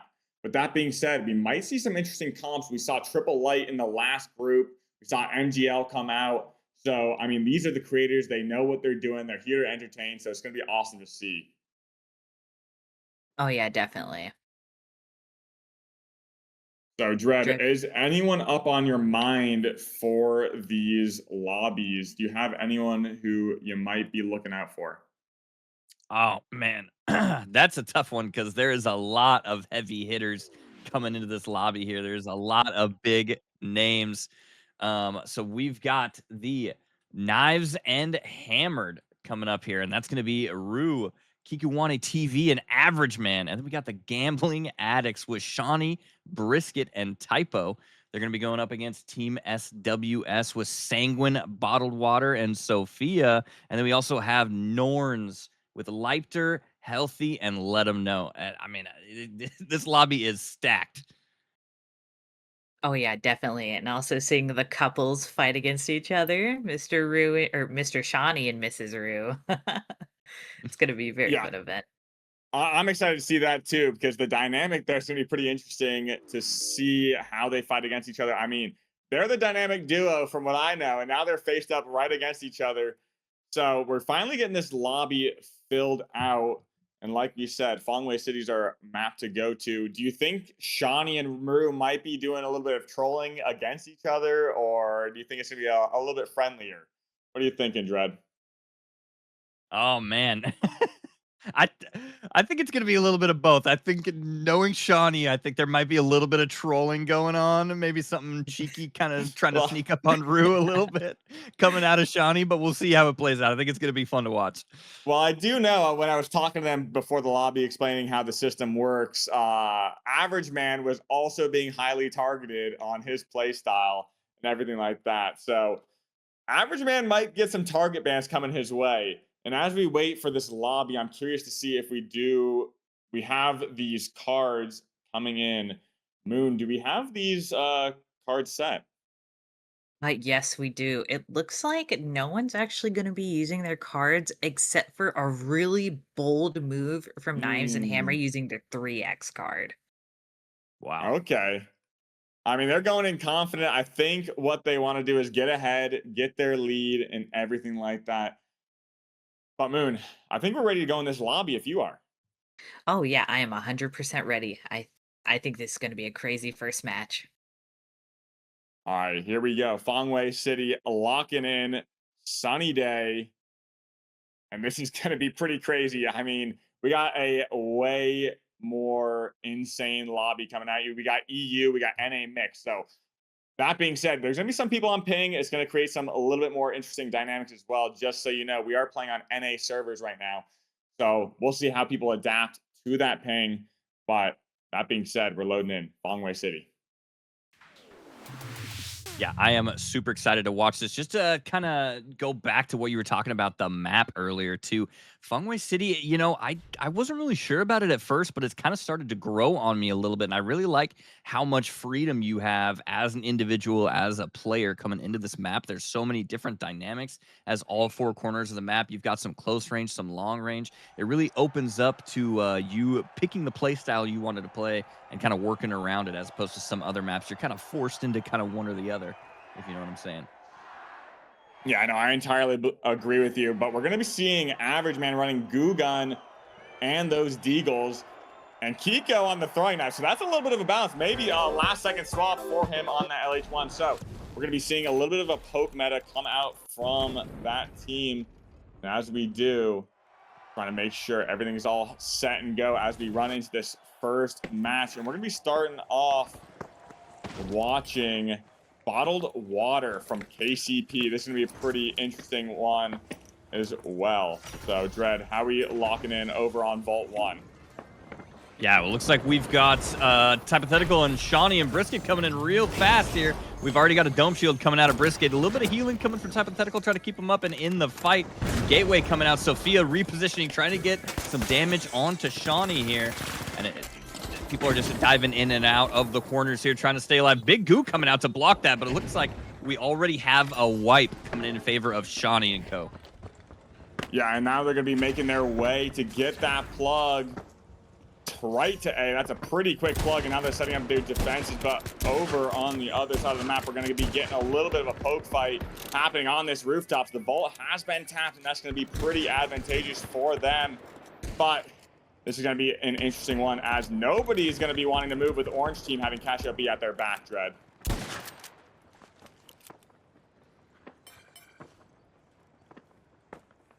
And now we're just waiting to see what happens. They did grab that box, and they're just running with it to Cash Out B. It looks like a plug is going to come in, and maybe a little bit of a third party that may be pinched over on the side of Pink, coming in from the backside, and Red Team Lepter going to get that reset. But this is going to be an interesting one because they're going to have a pretty good timing. Look at Kiko up on this high ground, just sitting up on this pose. And that's going to offer a great vantage point, but his team's going to get burned down low. And it looks like Sanguine taking out 2 of them, taking out Rue, taking out Average Man, and now finally taking out Kiko. And the steal's going to be coming in, but Lepter now going to get that reset over on the side of that team, and now going to be pushing it aggressively. Sanguine with that tried and true model. I mean, that's what he's known for. I mean, he's just so good with that thing. Going in straight up and gets taken out by Lepter, and now trying to find that heal being reset on the side of Healthy. Looking to re-engage, push their advantages. Sophia and Bottled Water playing this back foot right now, pushing in. Trying to play a little bit of a tactical stall right here. The dome goes down, and Bottled Water is in trouble to be taken out by Lepter. And here we go with the steal coming in from that team here. And it's finally going to get that res on Sanguine, but on the other side of the map, it's looking like purple team now fighting orange, and we're going to be going in. Brisket getting a huge charge and slam over on Asper's man. And now Kiko, last one left, sitting in that corner, gonna try and fight his way out. He does get one pick on Shawnee, makes that grapple escape over to that rooftop, but it's a little bit too late for A. This is interesting because look at this. Purple team winning that first cash out, has plenty of kills to boot, and may give them tons of advantage going into the second cash out. We do have Kiko finally going to get taken out. Last 10 seconds over on cash out B. That pad going to be stalling yet again. The pad destroyed, but now they have one opportunity. They're holding it down. Bottled Water going to look for the reset on Sanguine as Lepter now taking some big shots. 2v2, now going to 2v1. Bottled Water finds that big 1v1 right here. That shack just taken out. Bottled Water. Moly. Holy dread. That was insanity. Can you believe how that turned out? Bloodbath all ready to start off these first 2 boxes of the game. I think a B got swapped almost 3 times over, but Team SWS holding on to that in the very end, though. Sanguine, known for many things, his model gameplay, one of them, but also being a medium with no defib, full mobility, full aggro medium with the model, putting up some work there. But we already have a fight breaking out over Vault 4 here. We have Team SWS coming up on Average Man and Kilowani there, and that is Knives and Hammer with Rue also up there, all taking this high ground here. Let him know it's just going to yoink that box away. Looks like he's already got a reverse gate set up. He's just going to try to get this box moving while Lepter and Healthy are just holding that high ground there. But looks like we got another team coming in behind him, Soil. Yeah, and we're going to be taken out. Kiko finds Let Him Know, and purple pink team coming in strong. Going to be taking out Kiko. Going to be searching for him, but that grapple just bailing him out. That path's not going to be allowed Sanguine to get any sort of distance. The zip line to follow up. And it looks like this is exactly what red team might want. The fight is just out of their way. And they're in a 3v2 over with Average Man and Rue. Average Man taking some big shots with that repeater. And Rue's now posted up. It's not looking good for Rue. Rue might try and find this reset, but Purple just happy with this. They just want to sit back, play their time, and get those cash outs free. They're having a heyday as this chaos just breaks down on cash out D. Yeah, I agree. Purple is just sitting pretty over there, but I think it looks like Knives and Hammers are the first ones to wipe in this third-party bloodbath that's going on over here in Delta. I think they're probably going to spawn over there on C. We'll see if they decide to fight that or just work their way back over to the other side of the map on D, because there's so much more time on that box. It is pretty heavily staggered, but Knives and Hammers are up and ready to go again. Looks like they are going to opt to fight purple team here, Gambling Addicts, as they're pushing in on the Koi Pond area, trying to find a way to attack. Already getting spotted out by Shawnee and Brisket there. Brisket taking huge damage, though. He's just going to get healed up by Hypothetical. Shawnee tossing that orange barrel right back at him. Exploding in midair, not finding any damage yet. Just a little bit of a rooftop standoff, but it looks like Average Man and Rue are trying to cook something up here, as they know there's not a lot of time left on this point. Dome Shield coming out, healing going through. They're going to try to stick this. They do get pushed off, though. Huge damage coming out. Brisket's going to drop that Dome Shield. It gets lots of value, but Kikawani is just going to hop right back on. Does he get it? No. Shawnee with the double barrel is going to get that stall. I mean, that double barrel just coming out in the nick of time. I mean, just one shot in the light is just so insane. And now Shawnee finding another pick. going at him, and over on the other side is another last-second situation. We have 15 seconds left on a cash-out D.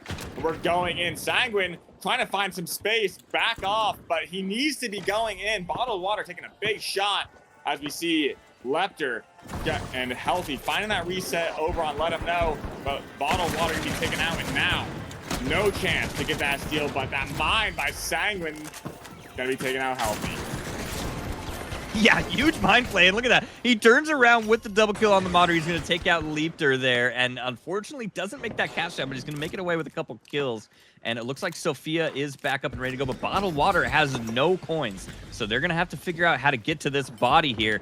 And it looks like we already got a res coming out onto Leapter from Let Him Know. This fight is still going on. Leapter taking a little bit of damage of Sophia. But on the other side of the map, we do have a plug coming in here. A has been plugged. Shawnee ends up going down to Rue. Rue getting the better of him there with that F car. I believe that's 1-0 with a couple streak there, but we saw this fight coming out. Average Man taking so much damage. Gonna get charge and slam down by Brisket. Big charge and slam. This is a 2v2 now. They need to win this fight. They might be able to bring this box over in their favor. Kikuwani try to find some way to get in there, get some damage, but they do have control of this point. They got to stall. Try to get that body up, but he gets jumped on by Hypothetical and Brisket. And now here comes another team coming in to fight this third party, Sensoil. Yeah, Team SWS is just on the reign of terror right now. They need to make a comeback. They need to take out Brisket because that wipe is going to give them a little bit of an advantage. But Shawnee pointing in last second finds that positioning, and the steal is now coming in from Sophia. That smoke gonna offer a little bit of cover, but Shawnee with a double barrel, taking out Sophia, does get that flip now, but Rue running away, 1 HP. Oh, just runs right by Shawnee, and Rue makes it out with one sliver of health to her name. But now Average Man's on this. No goose setup, just a dome. Gonna get dropped by that D-map from Sanguine. The model gonna be putting in some big damage, but he needs to get out of there if he wants to stall this again, because this is all about winning the money here. Yeah, and on the other side of the map, we did get a plug in from Norns, and that's going to keep them safe in that top spot if they end up holding on to that box. But it is very staggered here. Everybody's still fighting over A. It did get dropped down and stalled just a little bit longer as they almost got that steal through. The flip did happen, actually. You are correct. And it looks like Knives and Hammers have control of this now, but we still have a fight going on. Sanguine just jumping up and down on that pad on the outside, coming in and out, D-matting through the wall with that model. He is not going to survive, though. Knives and Hammers taking the point and holding on to it. Yeah, and I mean, this is just some endless action because over on the other side of the map, we have Cash Out B being held by Lepter, Let Him Know, and Healthy. And it looks like the gambling addicts are going in, setting up their offense. They only have 30 seconds left on this cash out, but they're not making many big moves. They need to go in. The bait is going to be going in. The glitch is going to be preemptive, looking for that stairs. 15, 19 seconds left in this match. That C4 is on that cash out. This is going to be their opportunity. They did take out that light on red team, but the drop comes out the pad, stalling everyone. But SWS is here, and now everybody's going at it. Everybody gonna go for it, but no time is left. And it looks like we have our winner for game one, Dread. Yeah, Norns holding on to that top spot all the way through that match. That was crazy on that last box. It got dropped down through like 4 floors all the way down to the bottom with DMATs and RPGs, and they were able to hold on to it. But holy moly, what a map one. There was so many kills across the board from everybody there. Like you were talking about, it was just constant action the entire time. Yeah, I mean, that was insanity. I mean, look at this kill. Sanguine popping off with 13 kills, but ending up in last place. Very, very unfortunate. We do have that. We did have a 3x from Knives and Hammer, which may have paid off. Knives and Hammer consisting of Rue. Second place is still pretty good for that 3x. I mean, that's going to give him a little bit of a boost. You need to get that 3x either on a first or second place, in my opinion, if you're going to be using it. Otherwise, third or fourth is just a little bit too tricky unless you're trying to make that last second comeback that you need to get those extra points. But fantastic plays from them. And I think they're going to be coming out on top because of their 3x, Dread.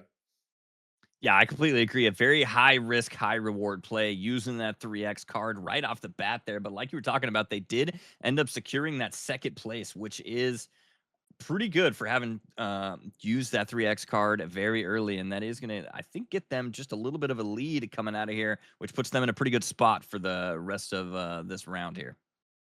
Yeah, exactly. And we're gonna be putting together this lobby. But as we do, if we could, let's bring back Moon and talk about these cards just a little bit to see what they think.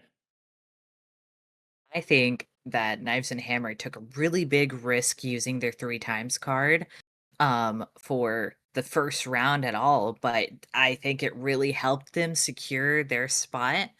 It was kind of scary at first. I was seeing it as more like a catch me up, but as soon as they started getting boxes, they were on a roll. So it really was useful that they used their 3x here. Yeah, exactly. Like we were just saying, I mean, that just puts them in a little bit of a lead, and it's just amazing to see that second place coming out on top. Yep, I completely agree. I'm excited to see how it's going to look like coming into the rest of these maps here. We still have some more cards for these other teams to use. We'll see how it plays out here. Um, Knives and Hammers using that 3x card pretty early. I'm excited to see how the other teams are going to opt to use theirs, when and where. This card system is so interesting and so hype for me because now not only do you have to think about all this macro gameplay that you got to think about in the round, but now there's even more macro gameplay outside of the game that you got to keep in mind as well going into these other rounds. Yeah, and as we get this next lobby together, we're going to take a look at this scoreboard to see how things have played out.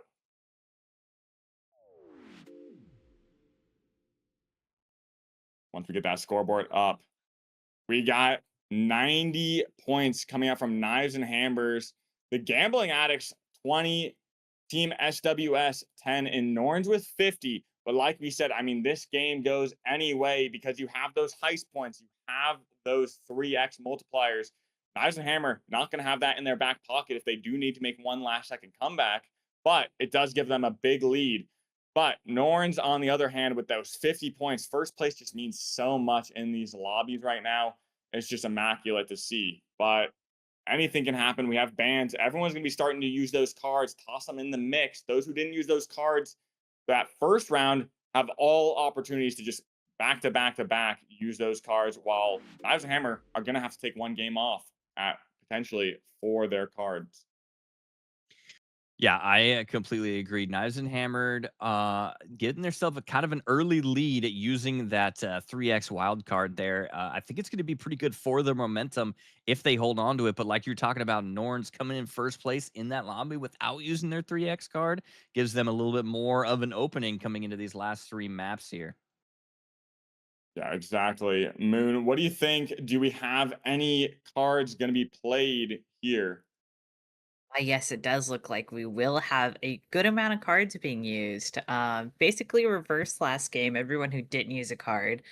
It looks like Gambling Addicts are going to be using a 3x card. The SWS are also going to be using a 3x card. And Norns is going to be using their heist card, while Knives and Hammered sit back and don't use a card for this round. And it looks like we might have a bugged lobby, so we're going to look to re-host this as well. Seems like something is really cooked over on the final side. So CNS looking to hack us. We're gonna look to restart this. Mhm. Yeah, CNS has been super active this season. It seems, I think this is like the third or fourth time this season we have been having custom game bugs coming out. But while we're getting this worked through, I am so excited to see how the rest of this tournament plays out. This wildcard system, I can't stop talking enough about it. Honestly, it's such a great idea. The amount of strategy that comes into deciding when you're going to use these wild cards going into these next match, and there's so many different ways you could do it, like just full send, high risk high reward, or being just a little bit more calculated with how you're using it. And some of the players, I think, know some of these other players a little bit better and might be able to use those ban cards a lot more specifically, like you were talking about Average Mhm. Man and his coveted loadout earlier as well. or you could play it a little bit safe and just kind of ban something that's pretty common that a lot of people use as well. Hmm. I know for the last group, they did a really, really big move with their ban cards and getting rid of the RPG so that a lot of people could just play light and not get bursted. So maybe we'll see some really big brain plays for the bans in this time too. Yeah, I completely agree. And these maps that are coming up too with Skyway Stadium, I think a lot can happen on that map as well. Um, what are wild cards? You know what? Moon, I think I'm going to give that one to you to explain because you were doing such a good job at it earlier. Alrighty, so wild cards are basically just a little sleight of hand movement that you can use to boost yourself or to bring down other teams. So we do have the 3 times card, which will boost your own points by times 3, depending on where you place. So, like, first place will get 115 points instead of 50. Second place would get like 120 points instead of, or wait, no, 90, excuse me, instead of 30, and so on and so forth. Um, you will also have your heist card. So every $10,000 that you have during your game, you will also get 10 points per that. So if you have $30,000 in your pocket, you will also get 30 points added onto that. And then for my favorite card, and the one that I think makes a lot of impact, is going to be your displacement/ban card. And that's where you can ban one specialization, one weapon, and one gadget. So you get to ban one of all 3 things, and that will last for just the round. Yeah, I really like that band card specifically. And another thing to point out about that band card that I think is really interesting too is that ban also takes place for your own team. So you really Mhm. have to think about, if you want to ban out somebody's loadout specifically, but if there's something that they use, even if it's not a weapon, it might be a gadget or a specialization that you also use a lot too. You got to keep that in mind. So I really like that one. I think it adds a lot of extra spice to the gameplay surrounding the tournament.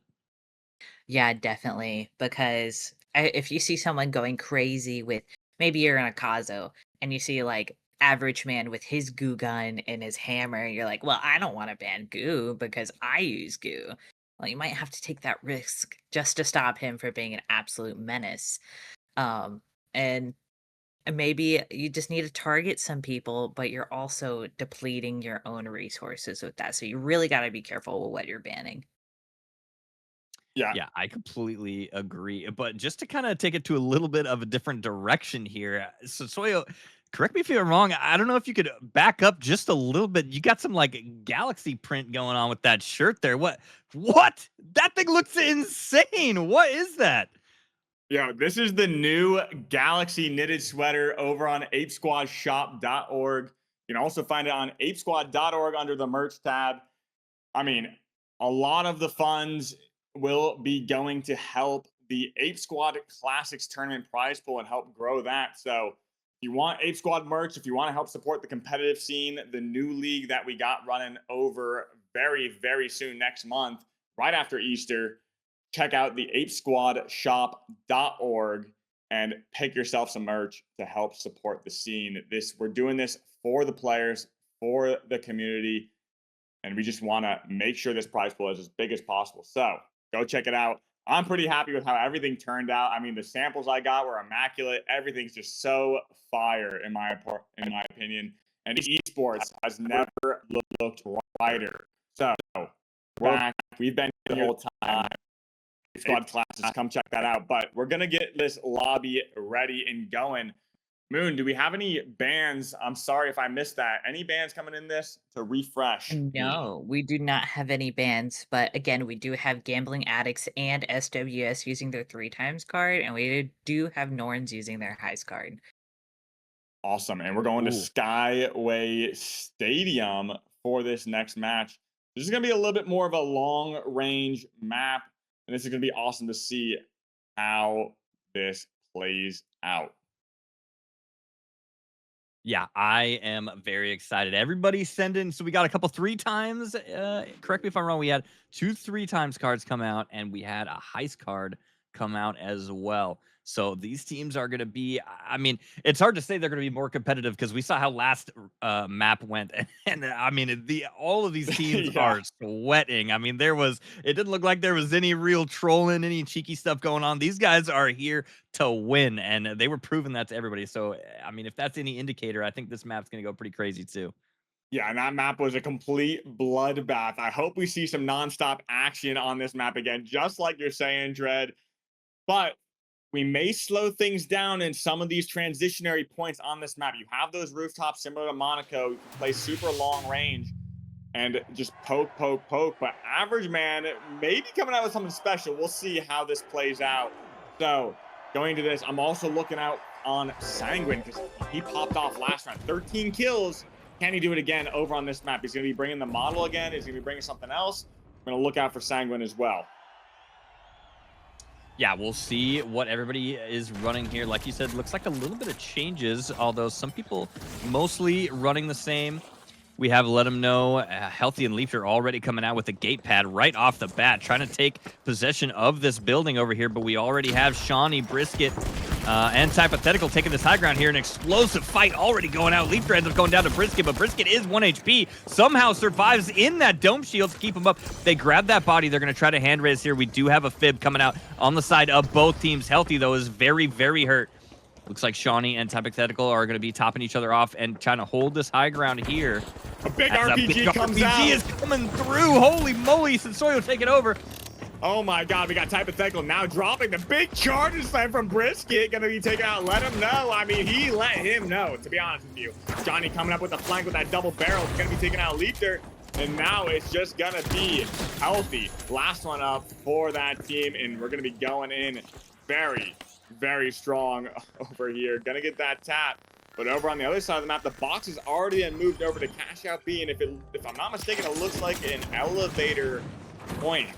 Let's see what they do. Are they going to move it out? Just set up their mines. That fire barrel mine is a one-shot combo. Sanguine is going to be heading out, but Average Man going to get that sledgehammer over on Sophia. Look how far away a fire barrel going to be doing some damage as Average Man finds that reset. Yeah, the elevator point can be very dynamic here. There's so many different ways to play it. A little bit tough, in my opinion, for the attacker side to come in, as the defense has so many different ways to play it out. Looks like they're going to opt to pull it out of the elevator there and just keep it in this little room. And they're going to set up some barrels here. We got some C4. We got a mine placed under a fire barrel on this door. We'll see if anybody ends up finding that. We got Average Man hopping into the elevator there and just peeking Sanguine up a little bit. Sanguine managed to make it through that little hidey hole there, just out of range of a red barrel just in time. And they're going to try to break through all this goo with the fire barrel here. Kilowani taking so much damage. Sophia is going to end up taking out Kilowani there. And the dome shield is coming out. Grav Cube is going to end up stalling this as well. And it looks like Average Man is just going to break through the wall with that hammer and just try to get a different angle for his team there. Yeah, everything is coming out in the kitchen sink for the side of Pink. And RPG, Grab Cube, everything. I don't know, just so much chaos. But here we go. Sophia's now on the short end of the stick. Finds that winch, but Average Man looking for that peel with that sledge. Going to be looking for a flying bottle of water. Going to get some great damage taking out Rue. And now 1 HP herself. Going to be taken out by Kiko. Looks like a 1v1 Sanguine. Average Man looking for that reset over on this elevator point. And now 20 seconds left over on B. Going to be pushing out that right click. Going to do some big damage. Bottle of water is now in trouble. Going to be taken out by Average Man. It looks like they're going to get the flip. But Sophia coin back in. May not be able to get the stall. It's 3v1 right here. But we're going to let that play out as Orange Team gets that flip. Kiko going to be taken out. But on the other side of the map, some big damage is coming out. It looks like we're going to see a big wipe come out. Lefter, Healthy, and Let Me Know going to be in control of Cash Out A. Looking pretty promising for both Orange and Red. Yeah, another high kill first couple boxes coming out on this second map here. Average Man going absolutely crazy with the hammer. I don't think hammer is something you see very often on a map like Skyway, but he is making it work. And they're going to go through and try to get this tap on 3 here. Looks like both of these top teams are going to collide into each other here, and both of them want to keep this momentum going into this next box. So we're going to see how this plays out here, Sensoyo. Yeah, and we're just going to be going in. Looks like three's tapped. And look at this high ground position. This is going to be a beautiful spot for that repeater. Healthy can be using it to his advantage. And it looks like Average Man's now going to get jumped on from the opposite side as Pink Team also up on this high ground. I thought they were jumping down for a second there, but it's just Rue and Kiko up on that high ground. They're going to be taken out. We'll see how Kiko plays this, using that grapple hook up onto that high ground. Very Neon Guts-esque, that grapple hook. I love to see that being played so well. But look at this. We're going to see this rotation back in. A big fight breaking out. Healthy goes down. Bottled Water goes down to that ARN. And it's... who's going to get this plug here? Nobody's going to be WKing the plug because everybody is here. Am I crazy, Dread? Is everyone here? Yeah. This is absolutely insane. It looks like that other box did get plugged, but we do have the rest of Purple Team over here to join in on this fight. We have the wild card coming into play. Everybody wants these points here. Is anybody going to even plug it? Purple Team might end up getting both plugs. They got both plugs here. Hypothetical taking a lot of damage here, though. And here comes Shawnee in behind them to try to help out his team. We have everybody in the lobby here. Actually, I lied. It looks like Rue, Average Man, and Kilowani has realized that everybody is fighting there. Purple's got both plugs. They have made a huge macro play and hopped around to the other side of the map. And they're going to get this swap in this favor. Yeah, now we're going to be going in for this swap. Sanguine holding on tight as we see Gambling Addicts go for the stop. They're going to be just playing this side of the map, looking for that reset. Hypothetical going to get that res. Back up. Shawnee helping him back up, put him back on his feet. But it's not going to be without much loss because look at this. The fights, the trade's going out, but Red Team coming back in. And Norn's going to be trying to find their push as we get Brisket taken out from that high ground. And we're going to be going surgically top down. Norn's now taking control of this entire cash out. Hypothetical. Looks like Gambling Addicts going to be taken out in Bottled Water. Sophia, last one's left over on Team SWS as the skill comes out, Red. Yeah, it looks like they're going to get this stick here. Bottled Water is trying to stall this the best he can, but he ends up going down to the repeater in the hands of Healthy. But the rest of Bottled Water's team, Sophia and Sanguine, are back in and ready to play. They still have plenty of time to get the swap back in as their favor here, but it looks like they're just going to opt to get this hand res here, because remember, guys, Sanguine is not running defib. He is just full damage medium here, and he's going to run right into them on the staircase and peek all three people. He's going to use some stair tech, and he's going to mantle up there and make it out with his life, but Bottled Water gets taken out instead. Let him know, taking huge damage from that barrel there and that repeater. But they're going to have to make a play here because there's not a lot of time left on this box, and all three of Norns are still up and ready to go. That Grav Cube ends up coming out, bringing it back up to the top floor. Sanguine somehow still staying alive, going up and down the staircase with that D-mat there. But they're going to need to hop on the soon. I don't know if they're going to have any time. Yeah, C4 ends up going out. And that's it. Norns taking that box. Norns taking it out, and it looks like we have Knives and Hammer and Norns top the leaderboard right now. Anything can happen, though, given this last second. We'll see if there does come a double from one of these bottom two teams, but now we're going to be looking at Sophia, last one alive, to be taken out. As we do, we see the other side of the map, Average Man, going to be going up this jump pad, trying to buy a little bit more time for that rotation. They want a split. If they do get that, that could put them up ahead of Norns. That's going to be beautiful. But one thing they do have to watch out for is Norns getting a plug themselves, because now if that happens, they will be playing for second place. Average Man looking to drop this down and play this height. Yeah, I completely agree. And while these fights are just starting to break out, I want to remind the viewers, Knives and Hammers made a huge heads-up play during that last chaos while everybody was fighting on one box, and they split to the other side of the map and got that, and now they're going to be able to hold their momentum. But the box is coming in for a double here. They're going to have to hold on to this. It's going to be for all the money, but it looks like Healthy is going to opt to just throw that away because they want this split. They are fighting for first place here. They're going to try to get this swap in before everybody comes in, but like you said, the box does come back here. They're going to try to get this swap, but it's going to get stopped. Sanguine's going to take out Hypothetical, and this is going to be a huge bloodbath again as this box does get doubled.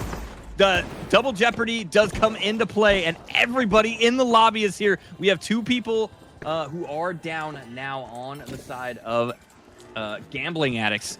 Hypothetical did get hand-rezzed by Brisket. Shawnee, though, needs to be waiting for his coin. Everybody, we're at kind of a stalemate here as nobody wants to pull the trigger yet. And what is going to happen here is a huge jump pad coming through, and the dome shield is coming out. But Sophia's going to get sandwiched between two teams, Soil.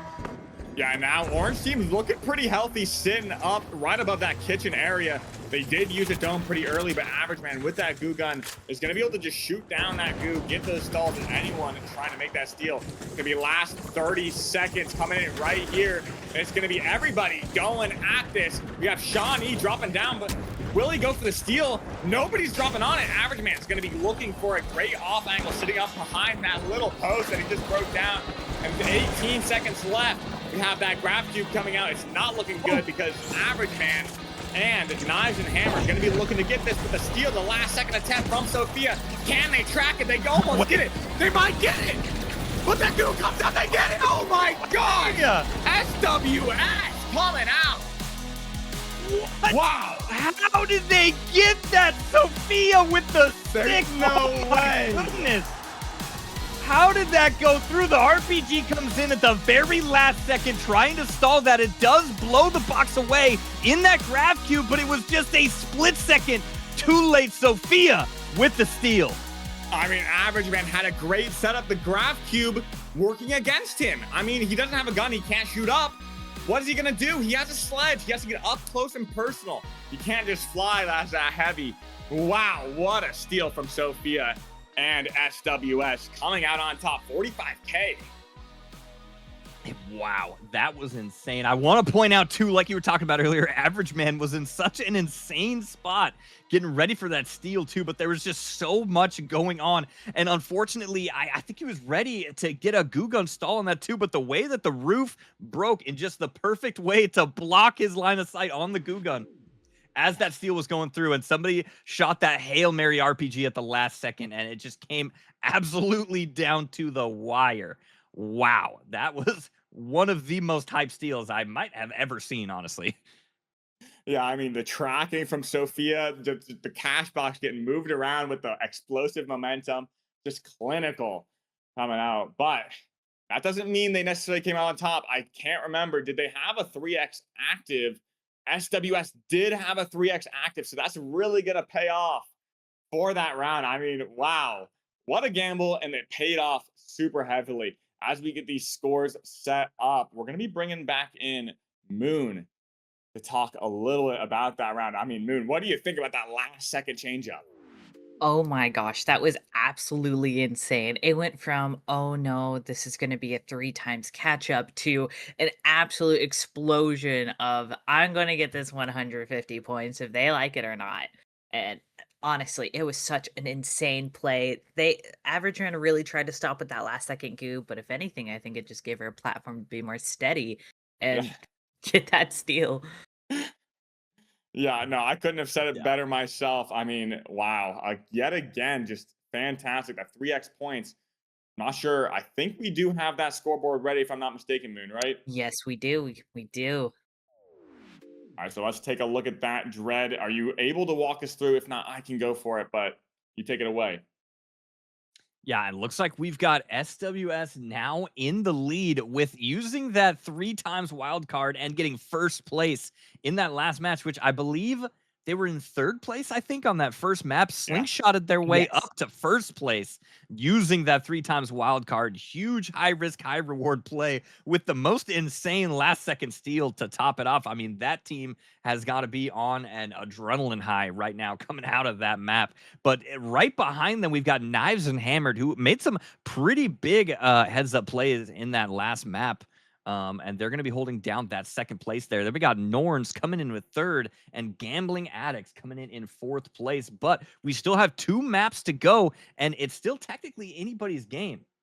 Yeah, exactly. I do want to say Gambling Addicts playing up to their name. They used that 3x multiplier, but ended up getting 4th. I mean, sometimes you win some just like SWS, and sometimes you lose some like the Gambling Addicts. So take some advice. Maybe don't gamble all the time.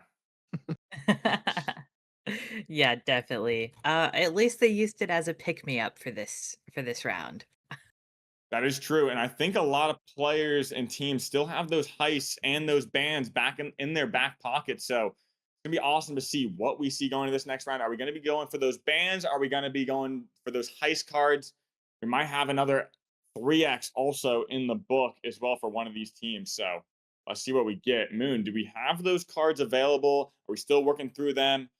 What do you Oh, got for yes, us? we have everything ready. So it looks like everyone except for Norns is going to be using their heist card, meaning that everyone has their ban card left except for Norns, who has now pulled it out. They're going to be banning the Goo Gun, the H plus Infuser, and M11. Wow. Yeah, and the goo gun for average man, that's gonna be a little bit intense, Dread. Mm-hmm. Yeah, I completely agree. And with that H plus infuser ban too, I think that's going to change the way a lot of these fights play out. There's not going to be any huge burst heals coming out into the middle of these fights. So even though the goo gun's gone, I think the sledgehammer might still come out too, because nobody's going to be topped off instantly after one swing. And the M11 ban too. So lights are going to have to figure out what close range option we might see more double barrels, or people kind of swap into more of a long range approach. I'm surprised that double barrel hasn't been banned. I mean, this war between Shawnee and Average Man beforehand over the comms may come in full swing. We may see Shawnee being targeted after that goo gun ban. So we'll see what happens. But I think we're almost every team is ready to go. But like we said, that M11 ban is going to be a little bit of a corkscrew coming into Nozomi Citadel because it's such a close range map. So maybe that DB might be the play for Shawnee. But that M11 has just been so potent on this map. It can just offer so much. But seeing it gone might pull a little bit of a wrench in people's plans. Yeah, I completely agree. But chat, go on a little bit of an adventure with me for a second here. Everybody just kind of close your eyes for just a second. And this is why I want to talk about how amazing the esports scene is in this game. If you close your eyes for a second and imagine you're at a LAN tournament and you see all this stuff going down on stage, you hear Sensoyo's voice coming through the mic and a crazy steal like that happen, and you're in person. Imagine standing up and getting so hyped. That's why I love this game, and I love the esports of this game, and the rest of this tournament is going to be explosive. Yeah, and without a further ado, Nozomi Citadel, we're going back in. We got the goo gun, the H infuser, and the M11 banned in this lobby. So that being said, Nozomi Citadel, such a close range map, such a fun map. To me, it's a fan favorite. It's almost as good as Sis Horizon. I love this map, Dread. Yeah, I completely agree with you. I think it is probably my favorite map. Yeah, I agree. And let's give Moon a little bit of a send off. So thank you for setting everything up as we load into this game. We're going to take it away on this Nozomi Citadel. All right, let's see what people are bringing out here now that we have this ban coming through in the game. We got no goo gun, no H plus infuser, and no M11 from any team, even the team that used the ban card as well. We'll see how this changes up people's loadouts. Yeah, here we go. We might see a little bit more winch. I'm curious to see what Average Man might be pulling out. It does look like he's pulling out that winch, which is going to be pretty interesting to see. I think he is maybe combining that with a sledgehammer. It would be a pretty good map for this. But over, we do have Gambling Addicts zipping up to this high ground, going for Vault 2. And they're going to be going in against Team SWS on this high ground. This is a very tried and true position. An early RPG gets no value from SWS, but a jump pad following up, and Brisket alone up on that high ground, taking some big shots from that model as we go in. Bottled Water now in trouble as Sanguine looks to finish off Brisket, does go down, get those trades. We're out of 2v2 situation. As Sanguine tries to find a little bit of escape. 1 HP, finds behind that door. Does he throw down the mine? We'll see Shawnee finding that escape. And it looks like a little bit of a reset might come out as Sophia finds that res, put in this position. The mine taking out Hypothetical Dread. Yeah, no way. Sanguine is just insanely big brain with how he puts down those mines and how he plays that. Sophia is going to get that pick onto Shawnee there, and that's going to be that first team wipe. They're going to finally be able to tap this box, but on the other side of the map, we already have a plug going through as that box is just tapped. And we have Norns up here on the high ground holding this ground. But here comes Average Man, Kilowani, and Rue. They gated back up on there. and they're immediately going to get taken down. Kilowani 1 HP is going to drop down. He does have that grapple to get up there as fast as he can. Leapter just holding up that mesh shield in Average Man's face. He's going to block most of that damage. Let him know is going to get a huge flank on the Average Man. He's going to end up going down. Rue immediately grabbing that body there is going to go for maybe a defib around that corner there. Goo it off.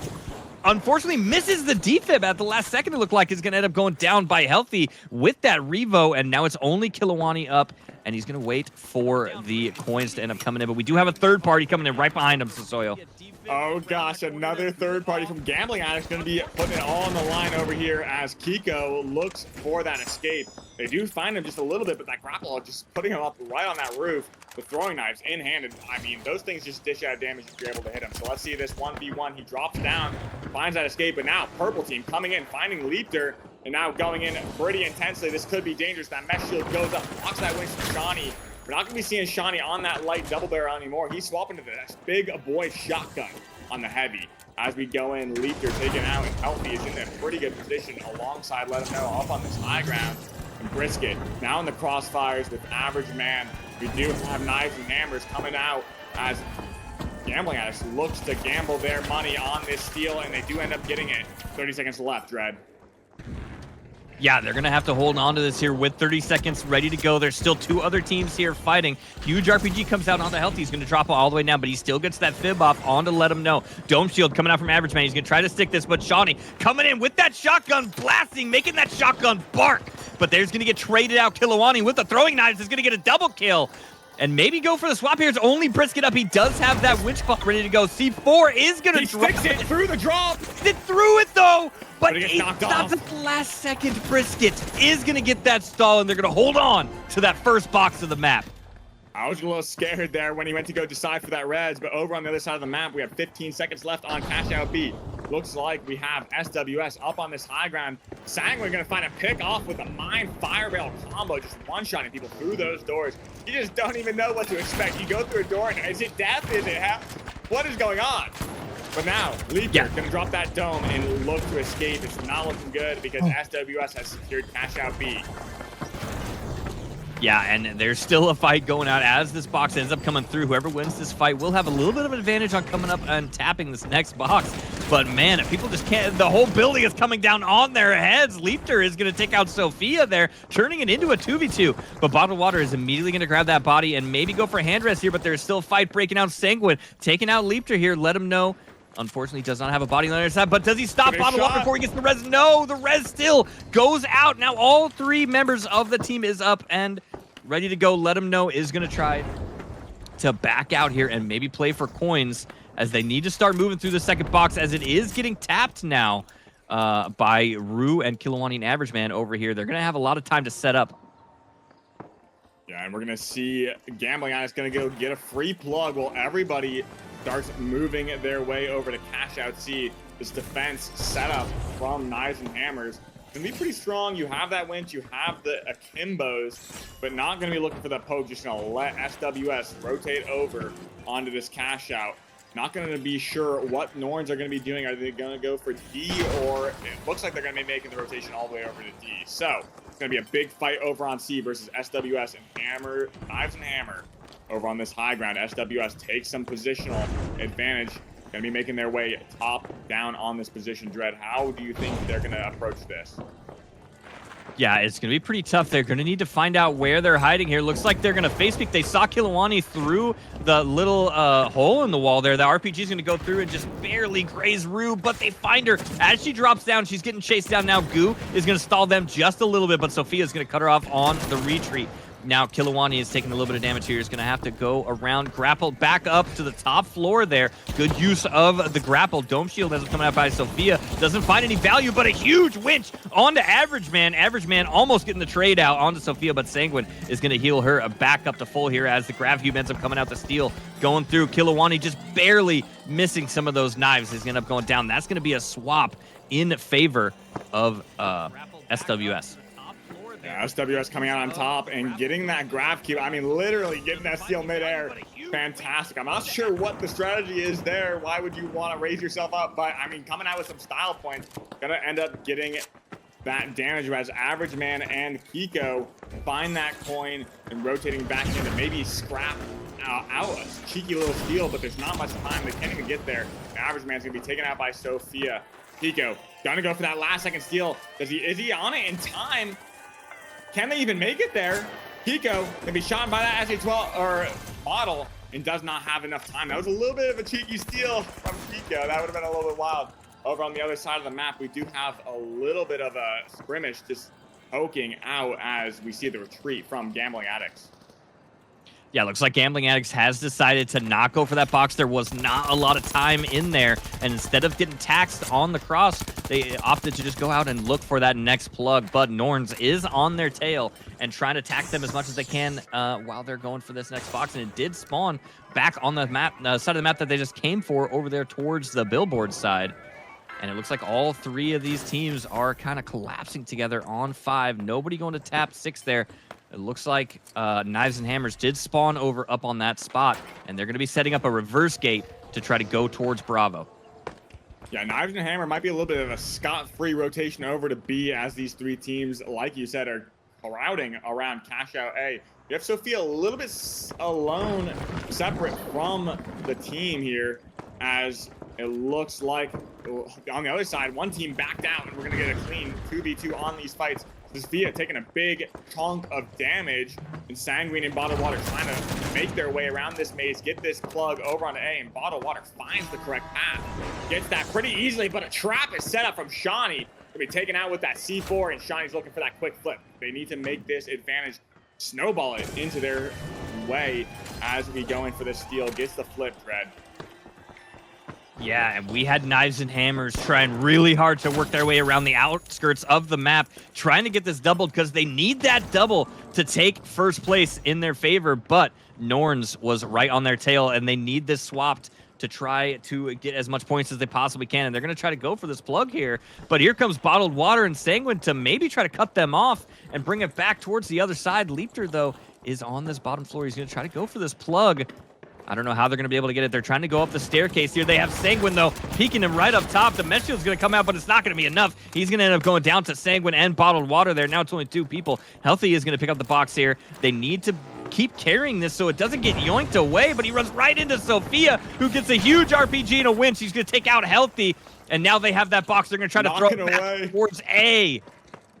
Yeah, I mean, they're in a pretty good position as long as Purple holds onto their box. If they can keep this out for 4 more seconds, I mean, likely they are. I mean, there's no way not. But now we're going into 6. Going into Cash Out A. 6 is already left out. I don't think they want to double. They want to keep that out. Hopefully, Purple holds on to this, and SWS will be in a great position. But it's up to Average Man to take this back, maybe claw back a 3rd place, or 2nd place, my bad, to get this advantage, put themselves in a great position. That double C4 coming out, blocking it, all the damage, dropping it down, resetting, and now we're going to be going in for the steal.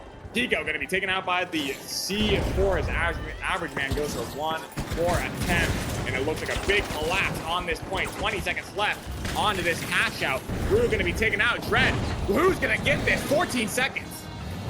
Yeah, the double heavy team is going crazy on the stalls here. There's just so much explosives with the C4 and the RPGs. The Winch Claw is going to come out. Shawnee at the last second is going to hold on to that box. Shotgun versus shotgun. And that's going to be it for map 3. SWS taking another victory. Gonna be sitting up on that platform, confetti raining down, and doing some big emotes right on top of their opponents, taking the victory. Wow, SWS 2 in a row. Yeah, what a great play from SWS there. I mean, they're really playing that macro really well. They know when to back out of these fights and try to keep their momentum going. But wow, I mean, it's so hard to tell in these games with how crazy these fights are and how high kill these games are that it can really still go anybody's way. We've seen some crazy last-second steals coming out from pretty much every team at this point. Yeah, and over on the score, I mean, look at Sanguine, 11 kills, dude. This guy is unstoppable. I think he's top fragged every single lobby, if I'm not mistaken. Can't remember on that last lobby of the first round 13, now this round 11, Dread. Yeah, I wonder if anybody is keeping count with how many of those kills are mine traps that this guy sets up. I mean, That's true. people are getting PTSD. Everybody's going to be checking under every single orange barrel as they're coming around every corner, just wondering if there's a sanguine mine waiting underneath. Because, I mean, that's got to be at least a quarter of his kills just off of mines alone. Yeah, no, I mean, those things are deadly. But as we continue to talk about this round, let's bring back in lovely Moon into this conversation. Moon, what do you think about that? How are these mines just doing so much value for Sanguine? I don't know. It's like he's like a scurrying little rat and he like gets people's attention. He's like, "Oh, I'm right here." And then he just leads them into these Yeah. little traps that he's pre-made. Instead of the rat getting trapped, it's the people trying to catch him. Well, that's wouldn't that make him the cat essentially, and the other people the Essentially, rats, right? yeah. I mean, he's turning around. He's acting like a rat, but he's actually the cat with a rat's Yeah. mask. So, A wow, wolf in sheep's Sanguine. clothing, I guess. Exactly. A wolf in sheep's clothing. Well said. But Dread, I don't know how he Moon, what do you has think? time to. I was just saying, I don't know how he has time to set that up too. Like, it's crazy how fast he is running away from people. And he grabs an orange barrel and sets those mines underneath them. Like, you'd think they're pre-placed, but he does that on the fly as he's going through these walls, dematting and stuff too. It's crazy. Yeah. Especially with a model, he's jumping in people's faces and then he's just like 10 meters away. He gets a mine down, and you're just dead. I mean, it's just immaculate. But over on the other team, I mean, everyone's doing pretty well. We saw how Average Man changed up his strategy away from that goo ban. But speaking of bans, in this next lobby, I think we're going to have at least 3 teams banning different things. So it's going to be a very interesting, potentially off meta round on Las Vegas. Dread, 3 teams banning. That's 9 different bans across the board. 3 gadgets, 3 specializations, 3 weapons. Yeah, I mean, wow. I mean, you guys on the viewer side, I don't know, is this really sinking in for you? Because it's just now starting to barely sink in for me. There's going to be 9 bans across the board. I mean, what are we going to run here? What are Yeah. people? Are we just going to try to completely ban out one spec? Or are we going to spread it out a little bit? I mean, this is going to be absolutely insane how this plays out for this last map. Yeah. Yeah, And it'll we're be bringing back the oldie Moon. Oh yeah, of course. If we do end up getting 3 specializations banned, that means the whole entire class cannot be used. That So is true. they need to be careful with what they're banning. That that could be true. We could maybe see one of these classes just completely taken out, obliterated off the entire cyberscape of the finals. But I think that I don't know what class we might see that on. I think people are going to leave turret in. I think people are going to leave grapple hook in. I mean, people might still target ban Average Man given how many bans they are. I mean, Average Man might be getting the short end of the deal here over on Knives and Hammers. But if we have the scores ready, Moon, at our disposal. Yes, sorry. We do have the scores ready for everyone to see for this, but right before the final round. All right, let's take a look at this. Team SWS, I mean, just gaining so much ground. That 3x, just pushing them back up from that that 4th place in that first round. 240 right now, just doing so well, dominant. And Knives and Hammer with 130 points, they still have some opportunity to make a comeback and hold on to that 2nd place. SWS might be a little bit too far ahead, Dread. What do you think? Do you think they're a little bit too far ahead, or do you think these teams are just fighting for 2nd at this point? They are so close. 120 from Norns and Gambling Axe with 110. This is so close, Dread. Yeah, I completely agree. I think it's going to be a tough one. I think it's going to be more of a battle for 2nd, like you were saying, man. Man, it's going to be crazy watching these teams how they decide to play it too, because it's so coming down to the wire with these last 3 teams coming into 2nd place here. Still, anything can happen, especially with all these bans coming through. We'll see how it ends up playing out. I mean, we might need to take the winch claw away from Shawnee. I mean, I don't know how many people were keeping an eye on that guy during that last match, but holy crap, with that SA-12 and that winch claw, that guy was grabbing people out of walls left and right. Yeah, I agree. I mean, when I talked to him before the tournament started, he was telling me he was washed, he was bad at the game, but I think he's turned that motive around.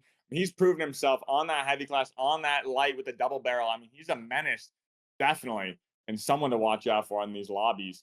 Not sure if we do have these bans ready. We're going to be seeing team we're going to be seeing a team with a 3x coming out in this final round. I think Norn's going to be using their 3x while we have SWS, Gambling Addicts, and Knives and Hammer all pulling out bans. As we get this ready, we're going to be taking a quick look and letting you guys all know once we get them in, once we're all ready. But it looks like Shawnee, I mean, he was telling me in the pre-lobby, he's targeting Average Man. He's after that man. He's going to be banning Goo Gun, Repeater, and Glitch. I'm not sure if that's Glitch Grenade or Glitch Trap. It looks like it's going to be a Glitch Grenade ban. So Goo Gun, Repeater, and Glitch Nade going to be banned on the side of Gambling Addicts.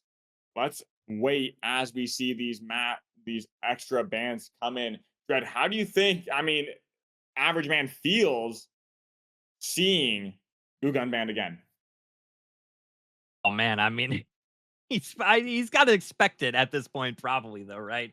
I mean, coming into it, he probably kind of saw it coming. I mean, everybody sees Average Man, everybody's scared of the Goo Gun. He's got to expect that coming in. But we'll see if some of the other heavy specs end up getting banned and what we end up playing here. I mean, it would be crazy if Winch Claw gets banned as well too, and then we see a Mesh ban, and then everybody's on Charge and Slam. I mean, there's so many different possibilities that can happen here.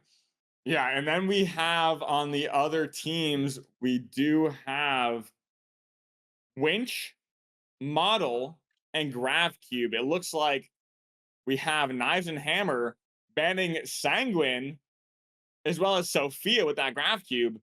So we're getting a little bit of targeting on people's like bread and butters, our comfort picks. We're gonna see what happens. And then we have Bottled Water banning Heal Beam, SA12, and DFib. Wow, and that is Shawnee getting banned out twice there with the SA12 and the Winch, it seems like, which is crazy. But I'm getting a message in chat here. Rue says, yeah, we're not talking about Shawnee tonight. We got a little bit of a in-game rivalry going on with the two. I don't know. Shawnee, you might have to be careful. I think the couch might be calling your name tonight, buddy. Oh, gosh.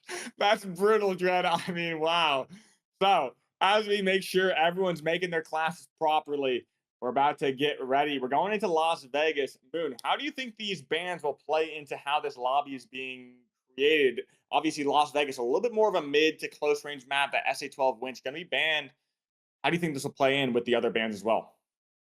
Oh, I feel like with all the healing stuff banned and all the shotguns and all that really like brawly stuff being like taken away, people are gonna have to fight with their long range weapons in a small space.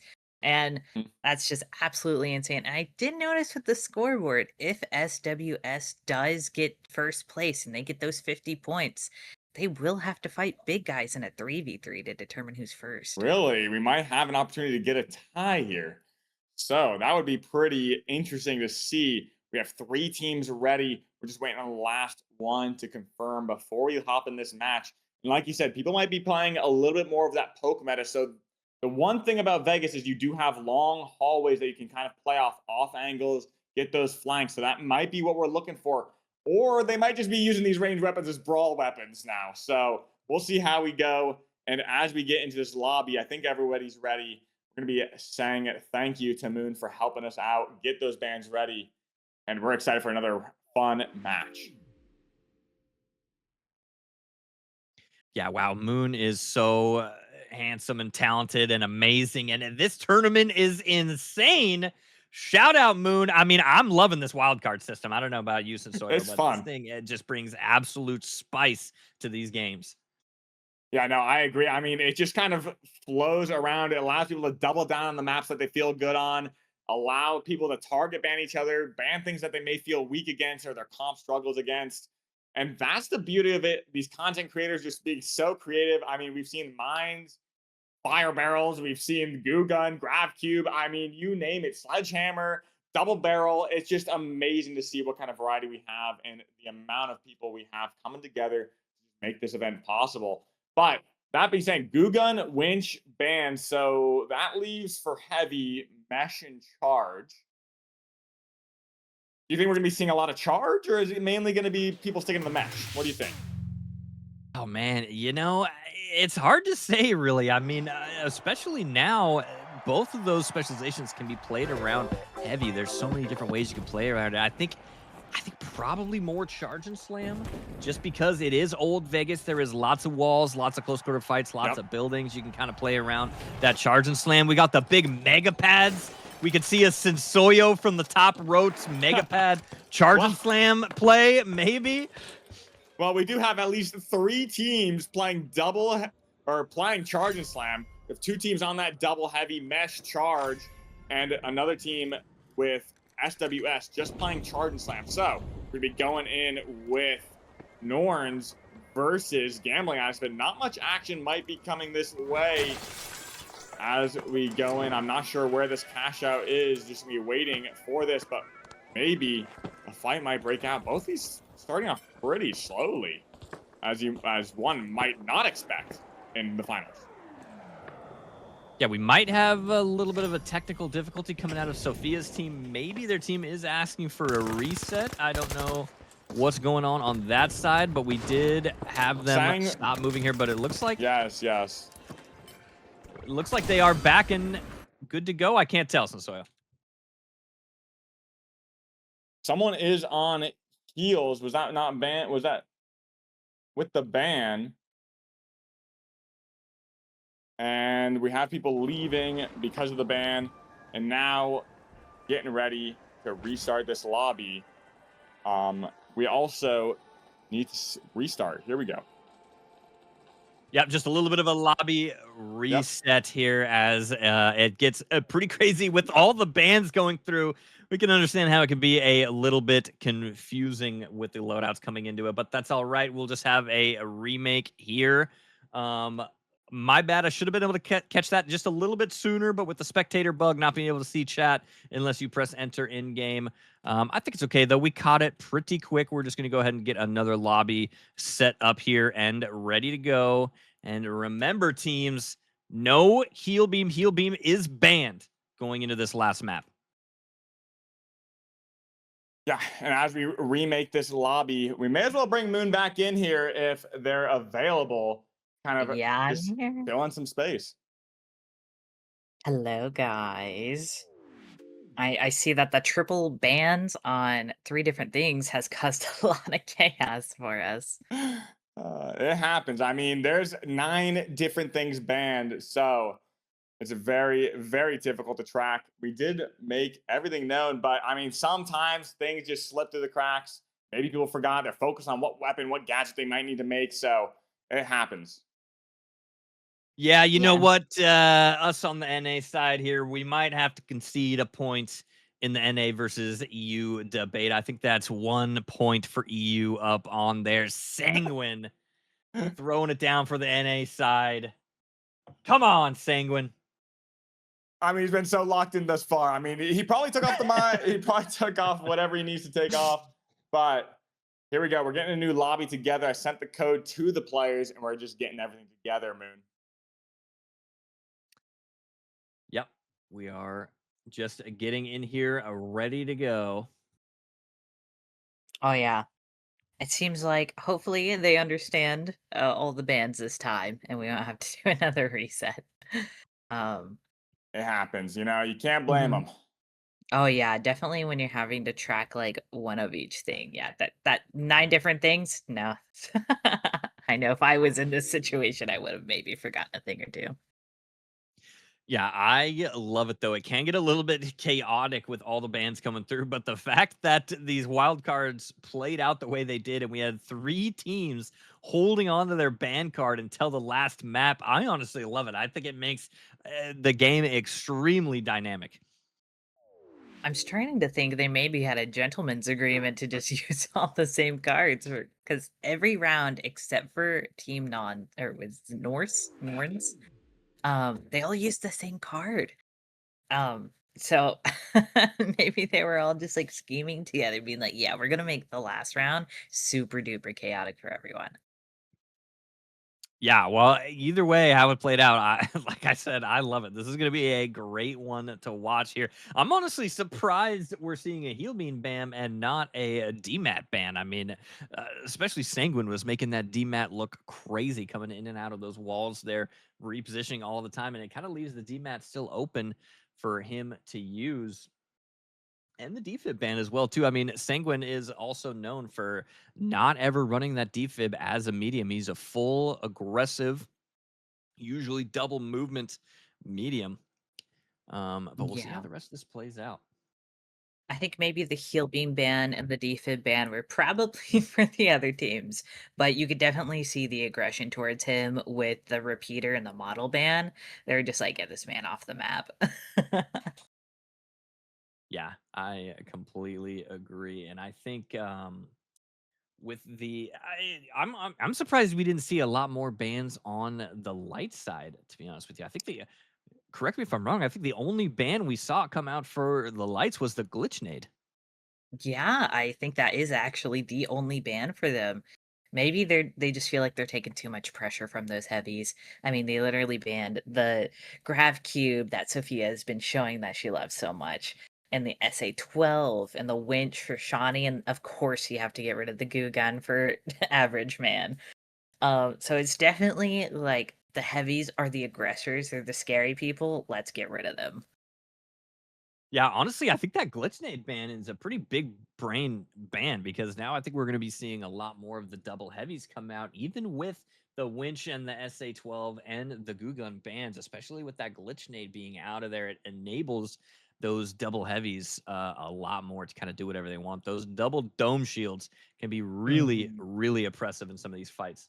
And those double meshes if people do that, but having a mesh and a charge and slam could also just be, like, so diminishing and really good for those stalls. At least if you play like Sensoyo, Mr. Kool-Aid Man. Yeah, I mean, I and do love my you know, charge slam. Yeah, speaking of Sensoyo, this is a completely confirmed, not made up fact. This is a fact in every definition of the word. Actually, all of the movement tech you see in the game was invented by Sensoyo, especially you see a lot of those charge and slam techs with the jump pad. I'm pretty sure he was the first guy in history to come up with those plays. Don't look that up or fact check that. You don't need to because it is completely true. Yeah, I back up Dread. He is speaking only facts, no lies. Every single tiny little thing you see with movement, it was definitely Sensoya who made it. Oh, by the way, you guys should check out the Ape Squad YouTube channel because we do have a spawn manipulation video that was made by our dear Sensoyo. Yeah, I mean, Justin and I worked so hard on that spawn manipulation video. We'll see if it's changed in the new season or whatnot. But it's an amazing video. Gets you a little bit of a pro tips on how to get any advantage on defense, offense, everything like that. So check that out. Thanks, Moon, for that. A little plug there. You're welcome. You're welcome. Yeah, speaking of plugging things, did you guys know that Dread plays multiple games, not just the finals? So if you want to go see some fun stuff, when he's on the finals, he's killing it absolutely. And on the other games, they're freaking hilarious to watch him play. Go follow Dread on Twitch, Dreadalicious. And another plug, uh, we do have the merch store. If you forgot about it, that is happening. So go to apesquad.org and go look at the merch tab. And we also have the league coming up. So just keep an eye out for that, guys. Yeah, we got an awesome league coming up. It's going to be a cash out round robin format survivor bracket. So if you want to check out more details, check out apesquad.org as well, or on Twitter, X, or on the Discord. All the information is there. So check that out. We'll be coming out with more information when with the rosters, everything like that. It's going to be awesome. Yeah, but with all that being said, too, with all these plugs going around, we can't forget our glorious host of the Creator Cup himself, Moon. Also, an amazing and goated artist. By the way, has made some emotes for myself as well. Go check out his art as well. MoonDeLune, you're amazing.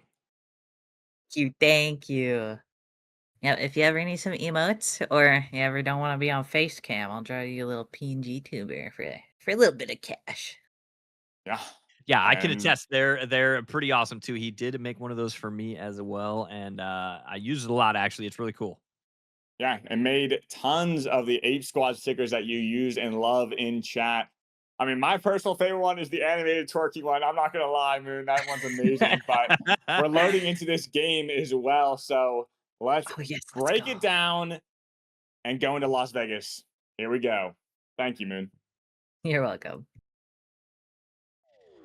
Yeah, so if you ask chat, I was there back when the dinosaurs were walking around and they were originally building the old Las Vegas map. I don't know if that timeline checks out correctly because I'm so old I can't remember. But here we go, getting into the game here. I think we're going to be seeing a lot of the double heavies like we were before the remakes in Soyo. Yeah, I think we're gonna be seeing a lot of the same, except Sanguine, hopefully not on that heel beam. Hopefully he's on something else. I mean, we'll see. But we're going in a lot of double heavies, hopefully coming back through on Las Vegas because this is a fun map for double heavy. You just a lot of brawl, like we were talking about. But a lot of those brawl weapons have been banned on that heavy side. So was it going to be Lewis gun, KS? I'm not entirely sure. But Charge and Slam, we know that's coming out. So let's take a look. Yeah, I'm excited to see this Charge and Slam here too. I think honestly, taking a Mesh Shield, I feel like is pretty brave with I don't know. It's hard to say. With the glitch nades being banned, I guess it's a little bit more acceptable. But man, I would just be so worried with the Charge and Slam just counters that Mesh Shield so well. But here we go, a tap coming through already. Huge Revo shots coming out of Sanguine here through that window. Kilowani gonna have to back up and not sightsee through that window just yet as some red barrels breaking open the roof. A huge RPG coming out. Rue taking a little bit of damage as Pink Team is holding that roof there. DMAC coming through by Sanguine, trying to do a little bit of ice fishing there with this Revo. See if he's going to catch anybody out. Average Man finds the mine from Sanguine. How did he even have time to set that up? I don't even know when he did it, but Average Man is going to go down. There's Kilowani with the wipe, and Sophia's going to be moving that box. Yeah, this man is a menace with those mines, but over on the other side of the map, A has been plugged in by Norns, and now we have Gambling Addicts making their way, making their approach. That healing emitter coming in full force. Like I said, that KS going to be offering a great brawl option. C4 up on top of that hash out. It's going to be a little bit of an aerial denial, but this high ground controlled by Leader and Healthy. Let him know, just be sitting up on that low ground. We're going to look for a tactical retreat from Gambling Addicts as they look to re-engage right here. Shaq, KS, gonna be going in. Let him know, gonna be trying to re-rotate back up to the high ground, regroup with the team. Shawnee looking to make an approach. Hypothetical, gonna be taken out from that ARN, from Healthy, finding some advantage, but now they're moving up even higher, climbing up as Brisket and Shawnee look to peel back together. Leader may be on a little bit of a back foot right now as Orange Team comes back in. Knives and Hammer making their approach on this third-party Dread. Yeah, we're coming up just over the halfway point on this box. Brisket is going to be the last member of the Gambling Addicts and maybe looking to grab a body here, but I don't know if he's going to be able to get back up. He's hearing all these footsteps going on around him, and he's going to get found out by Let Him Know. Let Him Know is going to beam him with that M11 there. And now Brisket does know indeed. But here comes Rue and Average Man. That dome shield coming out. They're going to bait it out just a little bit. Explosions popping off everywhere. We have the second dome shield from Average Man coming out. He's going to stick this all the way through. Let him know. Trying to land on him with the M11. He does get that stall. Healthy coming in with some shots on the off angle on the roof is going to take out Kilowani. But Kilowani does get the trade on to Let him know right before he ends up going down. Rue is going to come down right after that. Healthy is going to be able to maybe hold on to this point. Leifter holding up that high ground. Here comes Gambling Addicts back in and ready to go. Unfortunately, not going to have time to get that point. Leifter with the stall.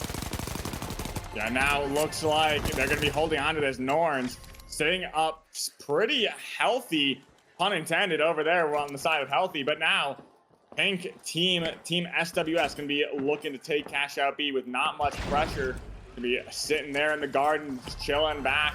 They won their plug, and that's just all they needed to do because looks like both of them coming out on top in this cash out. Vault 4 may be highly contested by 3 teams right here. And this is going to be a big deciding factor as SWS and Norns look to engage with Gambling Addicts. Yeah, here we go. We got another 3-team standoff here coming out of this box. Has not even been tapped yet, but there's not a lot of distance between the vault spawn and the cash out there. And it looks like Gambling Addicts trying to make their way down through this halfway point, but they are cut off between Norns and SWS there. SWS kind of holding off this high ground, breaking through the roof a little bit, trying to fish here. Sanguine getting a pick onto Shawnee with that Revo. Looks like they're just going to try to collapse on that. It's hypothetical. Already grabbing a body, cooling that off. They're going to get that hand res. Mesh shield coming through, but a big charge and slam by Sophia, and all 3 of them instantly going down to SWS. Now is only Norns and SWS fighting over the box. Yeah, and now on this high ground, Nord's coming in with a little bit of a positional advantage. And look at let him know. He's letting bottled water know. He's drinking all of that nice, healthy water. But now we're going in. Sanguine going to be taking out that M11, just doing so much work right now. Going to be taking that gateway away. Leapter now going to be the 1 HP. They make it out alive with healthy. Backing him up. And that plug coming in full force. C is already halfway done, Dread. Yeah, a bit of a stagger coming out of both of these cash outs here as we do have a fight getting ready to break out here on C. We do have Rue, Average Man, and Kilowani Knives and Hammers there. Look at, they're just playing right on top of that cash out, sitting on this heal ball, ready to fight anything that comes at them. They got these doorways gooed off, only one way in or out. Unless we get a Kool-Aid Man coming through the wall here on the side of Shawnee. Looks like he's just going to face check all 3 of them with a huge RPG end up coming through, dropping Kilowani and Rue down to that first floor Average Man. He's going to drop out that dome shield, maybe get away with that charge and slam, but Shawnee's going to chase him down. He sees blood, but oh no, he breaks himself through the floor and lets him get away for free.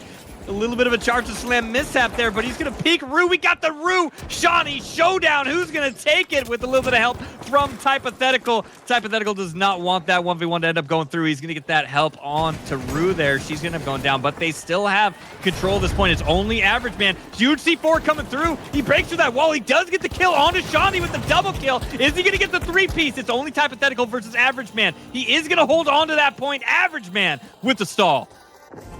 Yeah, I mean, look at that. We're evening things up. In red, we have Norns over on the other side of the map just with 45 seconds left. Hypothetical might not get that res, but that fight is going out. That steal is coming out. And it looks like SWS may get the flip. They get the drop. Does not get it. Now we're in a 2v1 situation. Lepter RPGs himself. But Sanguine looks for the escape as he's using that DMAT. I mean, he is not on heal beam. That is for sure going to be using that escape. And we have Norns making the run to first place right now. This could be anything, Dread. Yeah, it could be anybody's game still, and I think people are starting to learn to be careful when chasing Sanguine here, because you could run into a mine, and they are in some crazy spots, but they are going to hold on to that box there. Norns taking a pretty strong lead here as we're coming into these last 2 cash outs. 5 is going to get plugged over here by Knives and Hammers into A. If they hold on to this point, they can take first place. Norns is going to need to split this box if they want to hold on to it, but they do have a tap coming out on the other side. But Gambling Addicts, they're trying to make their way in to take this box away from Knives and Hammers here. Rue sitting out there with that RPG ready to go. They're trying to chase down Shawnee. Shawnee's in a little bit of a 1v3 situation. And he's just going to go straight towards Rue with that charge and slam through the wall, but he gets turned on with all the RPGs from both teams going through. I think that was 3 different RPGs, explosions everywhere. Are we playing the finals or Battlefield? I can't tell anymore. The game, and then Average Man's going to end up going down by Leapter as the 3rd team ends up coming in. Shawnee taking so much damage, huge value. Dome shield ended up coming out in the heal ball to top himself up just a little bit. He's going to get the snipe onto Healthy with that KS23 shout out, Rachel, and he's going to end up going down to let him know here. And I think it's Norns, which is going to be taking this box and trying to take their first place back. Yeah, Norns just coming in one fellow swoop. Gambling Addicts didn't even have the opportunity to flip the box away from Knives and Hammer. I mean, Norns just coming in, so much power. And now on the other side, are we going to have a fight over there? Where are people going to be going when they respawn back in? Are they going to be going for that first place on Norns? Orange team They're smart. They go fight that first place team, look for that first place themselves, and that's what's going to happen over here on Cash Out A. 45 seconds left. We have Average Man leading the charge with that charge and slam. RPG in hand, looking for any sort of pick. 30 seconds left on Cash Out A, but we still have plenty of time in this lobby. We have 1 minute left. It's going to come down to both these boxes. On this point, Leaker going to be taking some big damage. That Average Man's going to look for that charge, does not hit anything, falls down the hole with that slam as Kiko, and let him know, go for that 1v1. They decide to back up with only 10 seconds left on Cash Out A. This could mean everything. This could spell it all for Knives and Hammers. They go for that steal. Average Man holding on to a super strong mesh shield coming out, but not going to be enough to block those damage, block those shots. And that's going to be Norm securing their victory in this match. And on the other side of the map, we have 30 seconds left on SWS's Cash Out B. And it's going to be pretty anticlimactic as both teams are wiped. And the Norns has a long journey away to cross the map. 10, 15 seconds left, Dread. We have Gambling Addicts make their way over, but it's not going to be enough time. That Zip's coming out full force. They need to hop on it right now. Stick it in time. Both the dome fields are coming at the end. The last second, though, the fire and the mines. That is going to be it. Norns in first place. Taking that last game, Norns. We still have lots of calculations to do for this final round. But Norns, I mean, wow, really showing off. And this is going to be their 3x game, Dread. 3x, yeah, I was just about to say that. That's insane value coming out of that 3x card by Norns. Insanely high value play coming out of the macro game with the wild cards there. The last team available with their 3x card, and they end up taking first place in that round. That's huge. And that's why you save it for the last Hail Mary. Norns coming together. But I will say SWS coming in second place. That's going to give them plenty of points to maybe hold that lead if they need it. It's going to be pretty interesting to see how these are tallied up. But we do have Sanguine dropping 7. We have Let Him Know, letting everybody know he's dropping double digits out in this lobby, taking the lead. And we have Knives Hammer coming out in third place. And we have Gambling Addicts in fourth place. So as we tally up these points, we'll bring back Moon and get ready to crown the winner of Group 2. It's going to be very, very tight, I imagine. But SWS, I mean, it's going to be tough to beat, Dread. Yeah, I mean, wow, chat. I don't know how you're feeling, Moon. I don't know how you're feeling. I got goosebumps. I got the hair on my arms standing on edge here. This was insane. How are we feeling, Moon?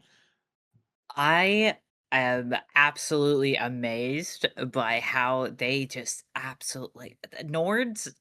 They use their 3x X card very, very well for that game. And there was so much chaos with all the bans. But we do have the points in, and I would love to announce that Norns and SWS are tied with 270 points. That means we're going into a 3v3 tiebreaker. No way. At 270. Yo. Yeah, that is insane. I've been begging since the beginning of this. I want to tie. I want to tie. I want to see the 3v3s. And it looks like my dream came true. Wow. I mean, 270 points apiece. Yeah. You just can't make this stuff up. I mean, you can't write this. It writes itself. This is just absolute cinematic. I mean, this is why I love the finals. This is why I love the community. Shout out Moon, shout out Creator Cup. All these amazing creators playing in this cup here. This is insane. Absolutely. I completely agree with you. Like, I thought that, honestly, I thought SWS is going to take it home and like match up with the big guys of Andrew, Yudi, and Appa with the 290 points, but looks like that's not happening. With that, the fact that they tied is like blowing up my brain right now. That is just so cool. Yeah, the 3x card ends up coming in absolutely clutch here, but we'll see as we are getting this lobby set up here. and it's going to be a team SWS versus Norns. I mean, man, if there's any indication how this match is going to go down with how these teams have been fighting in these cash out style games, I mean, I think it's going to be a bloodbath of a 3v3. Yeah, and I'm gonna go have to talk to the final two teams to make sure they're all set. So while that's happening, it's gonna be Dread and Moon holding down the mic as I go to figure things out. Alrighty, thank you so much, Sensoya. Yeah, Oh so my I god. am extremely excited for this. Moon, I don't know if you know yet, but do we have any idea of what kind of maps we're going to see going into this 3v3? No, honestly, like I didn't expect there to be a tie, I'm not gonna lie. So I think we will probably find the best map for this event to take place. Um, and we're gonna see how the magic shines. See who will do best on this map. Yeah, I completely agree. I mean, it's going to be crazy how this plays out. I mean, with the bans, all the crazy bans that happened in that last match being lifted now, I'm excited to see what people are going to run. If we're going to see some crazy wild card loadouts come out, some sleeper Mhm. picks that people don't know about that people can play crazy come out in these 3v3. But I mean, I'm excited to see how this plays out. Yeah, me too. Because I don't think like you're not going to be able to use your bands in the final 3v3 or get any extra points or anything, but it's Well, just a battle between wits now. we may have a little bit of a wrench coming in. Pico only had time for that one final game, so they're pulling in a sub for this Oh, game. I mean, I don't know how I feel about this. They're pulling in Sloth for their oh wild my card slot. goodness. This could pull a wrench in the Wow. entire game. I mean, Sloth's a demon. So we'll see how this goes. That may give him a little bit of an edge pulling in such a player. But I mean, we have Sanguine on the other team, and Sanguine's pretty good too. So we'll see. I mean, these players have proved themselves to get here thus far. We got a best of three, 3v3. So we'll see how this goes in this lobby. So as we get things prepped and ready for you, we're going to be going in pretty close. Yeah, I mean, this is going to be absolutely insane. This is a special event, and we're here for the fun and the content. We've got all these goaded content creators in here. I mean, the Slothy sub is insane. Also, shout out Slothy, another goaded content creator. I mean, he can carry around an SA-12 in game. I heard he can also deadlift 500 pounds in real life. I mean, that dude is just jacked, and holy moly. Speaking of goaded content creators, Appo with the raid. Shout out Appo. Holy moly. Oh my gosh, Oppo. Insane work. Yeah, Oppo really coming in clutch. I mean, you guys really showed out today. I love seeing the variety that you guys brought to the table, especially bringing out MGL with Andrewstown right at the end to really clean things up. But on that being said, I mean, congratulations on winning your group. This is just a fantastic tournament day that we've had. And I mean, it's Moon's brainchild. So shout out Moon yet again. And shout out Oppo. Yeah, I absolutely agree. I mean, like I was telling you earlier, Moon, I cannot compliment the wild card system enough. I think it's a great addition to how these games play out. And at least from a spectator standpoint, from a viewer standpoint, it's insanely fun to watch. Yeah, Yeah. hopefully next year we can play with my brain a little bit more and think of maybe a better format. Maybe, who knows? But all I know is that even though I've just been sitting here kind of just like staring like a drooling baby, this has been so much fun. Seeing all the crazy things that all these players have decided to do with the opportunities that they get with these cards, it's just insane. Very proud of everyone and thinking so out of the box with everything. Yeah, I completely agree. And man, I'm just so hyped to see how this 3v3 ends up playing out. This is going to be an insane show match between these two teams here. And remind me again, did we figure out? I think we did figure out what map we're going to. I believe it was Seoul, right? Yeah. Yes, we are going to be going to Seoul for this map. Man, This is gonna be a crazy one. Chat, don't be afraid. Let us know in chat how hyped you guys are, because I'm feeling it. I don't know about you guys. Yeah, I'm so excited for this match. We're going to be going on Seoul. I'm not sure how this is going to be playing out. And maybe Zymer's coming in instead of Sloth for this team. So whatever happens, happens at this point. We're going to get these people in this lobby, locking in for Seoul. It's going to be a fun one. Are we all ready? There's no cards in this final. This just goes down to just grit, blood, and sweat. And this is going to be it to crown the champion of Group 2. I'm so excited to see it. This is going to be amazing. So, Yeah, I completely agree. what do we think about You're just- Seoul, guys? What kind of playstyle are we going to be seeing? What do we want to see on this map? Is Hospital going to be a big difference maker? What are we thinking? Oh yeah, Hospital's going to be enormous if they do like just plan to go there every single time. But thankfully, we do have some people who are crazy with the movement. They might be able to just swish by them and be able to get those like get right into the hospital instead of getting detected first. So who knows? What's gonna happen? Yeah, I completely agree. I think it's gonna come down to whichever team is gonna be getting this hospital point first, and we'll see if it ends up playing out. It's one team is maybe gonna rush it, or they're just gonna try to focus on keeping the other team away from it. We'll see how it ends up playing out here. Yeah, and here we go. A tie at 270 is going to push things into this match. We're going to be seeing the repeater, the shack, the ARN, long-range weapons. This is the map to do it at. Sanguine still rocking that D map. This is going to be a pretty interesting match, to say the least, as we go in to this 3v3. Yeah, here we go. Getting started on Seoul. Norns versus SWS to take it all in round 2 of Moon Creator Cup. Here we go. We already have a fight breaking out on the roof of this building across from Hospital here. Leifter eating an RPG, getting dropped just a little bit. Sanguine is going to have to drop down as well as he gets beamed out of the sky by Healthy a little bit at first. Sophia is going to go over and get this tap here on this first fight. She is running that winch claw.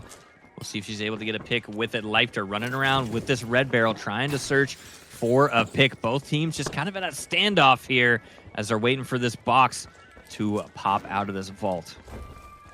Yeah, and as that vault goes up, we're going to be seeing Norns sitting up on this high ground on this crane, going to take a positional advantage up here. We do have that vault, that cash out over on Hospital, but I don't think either of these teams want it going that way. So we see a little bit of the zip line rotation going clockwise around this map as Sanguine routes his team over to cash out B. But this is going to be a little bit tricky situation because realistically, Norns can go to the other side of the map and just lock B. Yeah, I do like this play, though, because if they do end up managing to get this plug and they play B over here underneath Billboard, this still leaves Hospital open for a second point. Whoever gets this box plugged here and gets this first cash out is setting themselves up in a pretty good spot for the second cash out being Hospital. SWS gets a pretty free plug. We had Norns trying to decide to just chase them, follow them, trail them, instead of going countering their movements over to B. Now we have a little bit of a defense set up for SWS over onto this cash out B. And now Sophia a little bit separated from the team, looking for a big RPG right here. Hits that RPG on that mesh shield, does no damage. Great rock from Lepter.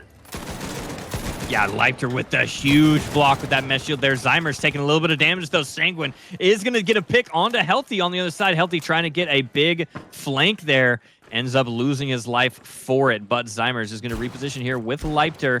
They might have to be playing for a coin here because Sanguine has that body over on the other side, and he's going to get a huge shot onto Zymers there. Zymers trying to live with that goo, but it just wasn't up in time. Now it's only Leifter here. Healthy's got a little bit of time left on his coin. Leifter has to stay alive here, otherwise he's going to make those death timers go that much longer as we are passing the halfway point on this cash out. We do get that coin back in. Healthy, looking pretty healthy right now. Full HP with Leiter And now taking this high ground, just waiting for Zymers. Buying their time, 45 seconds left. How are they going to approach this such little time? This is very, very tough to be pushing this point in a 3v3 with 30 seconds. It's going to come down to the wire. We do see that mine and peril set up on one of these doors. But we have them taking the high ground and moving their way down. 20 seconds left in this cash out. Healthy in a great position. May fall for that mine. He may hear it. He's going to run through and he's going to be... No! Taking the mine damage and not taken out. Luckily, he was a little bit cautious. Sanguine's not going to be playing those tricks yet again. But now, Rapcube comes out, Dread, and it's looking good for SWS.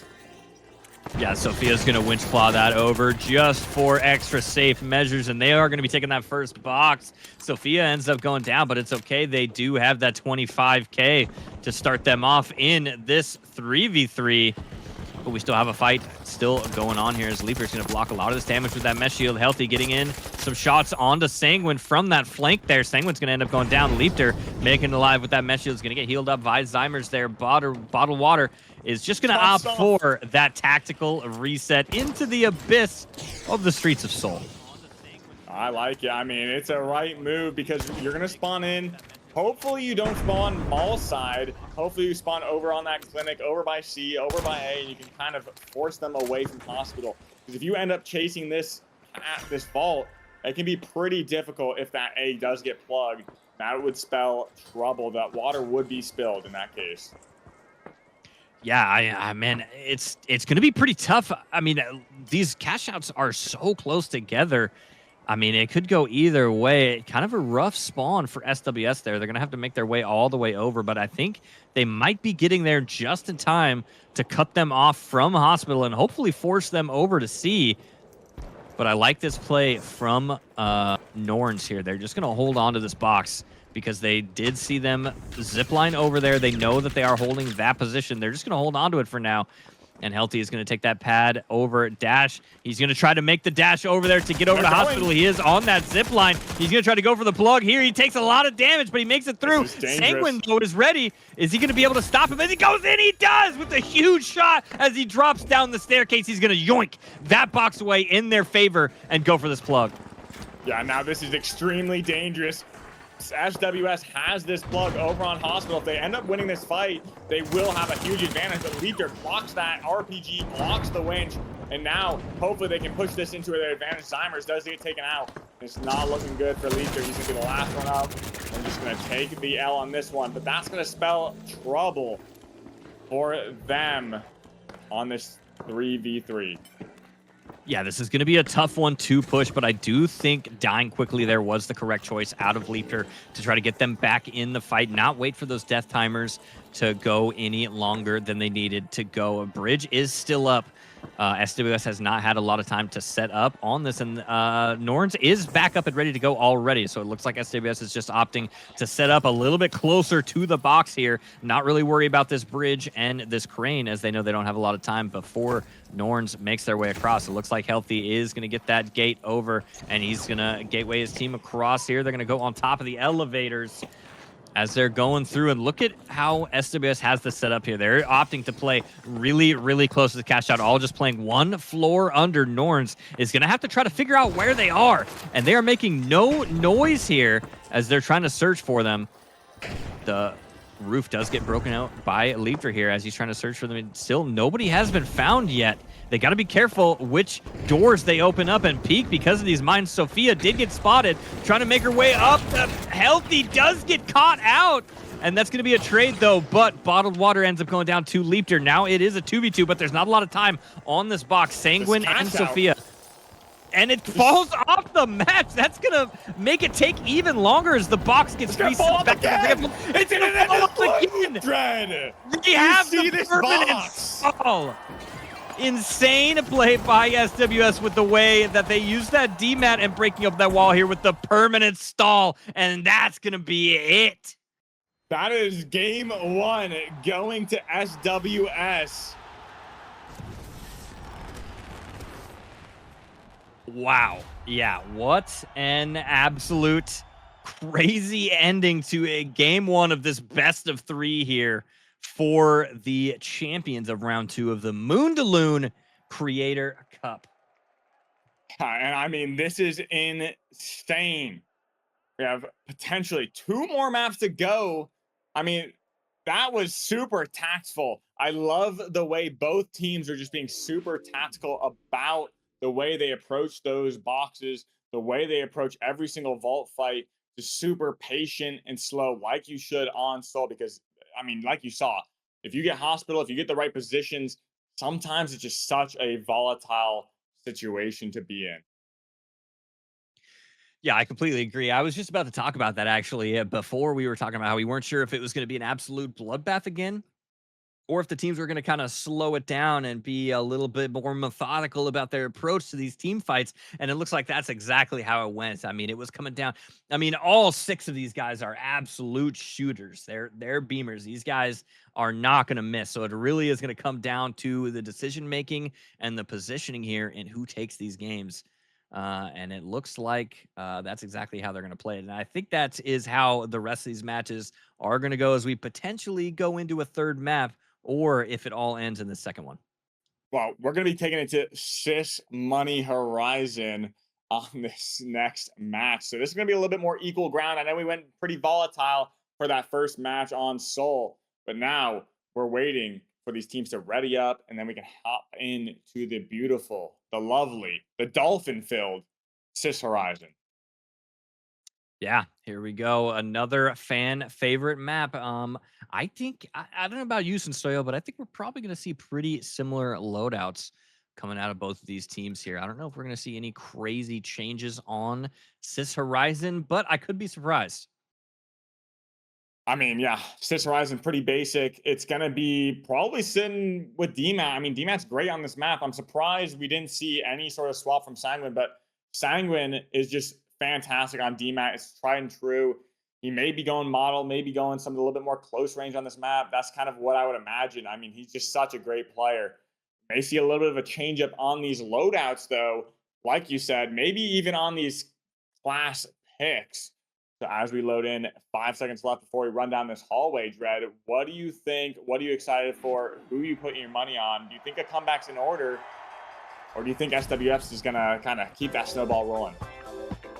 Oh, man, that is a tough call. Both of these teams are absolutely cracked. I mean, all of these content creators play the game at an extremely high level. So I don't know. It's tough to say. We'll see how it plays out here, too, as we also have Masuka showing up in the chat. Speaking of goated content creators, but we already have a fight breaking out here. Leafter using that mesh shield to block a large amount of damage, but as soon as it goes down, he's going to end up following it. We do have double medium coming out of the side of Norns here.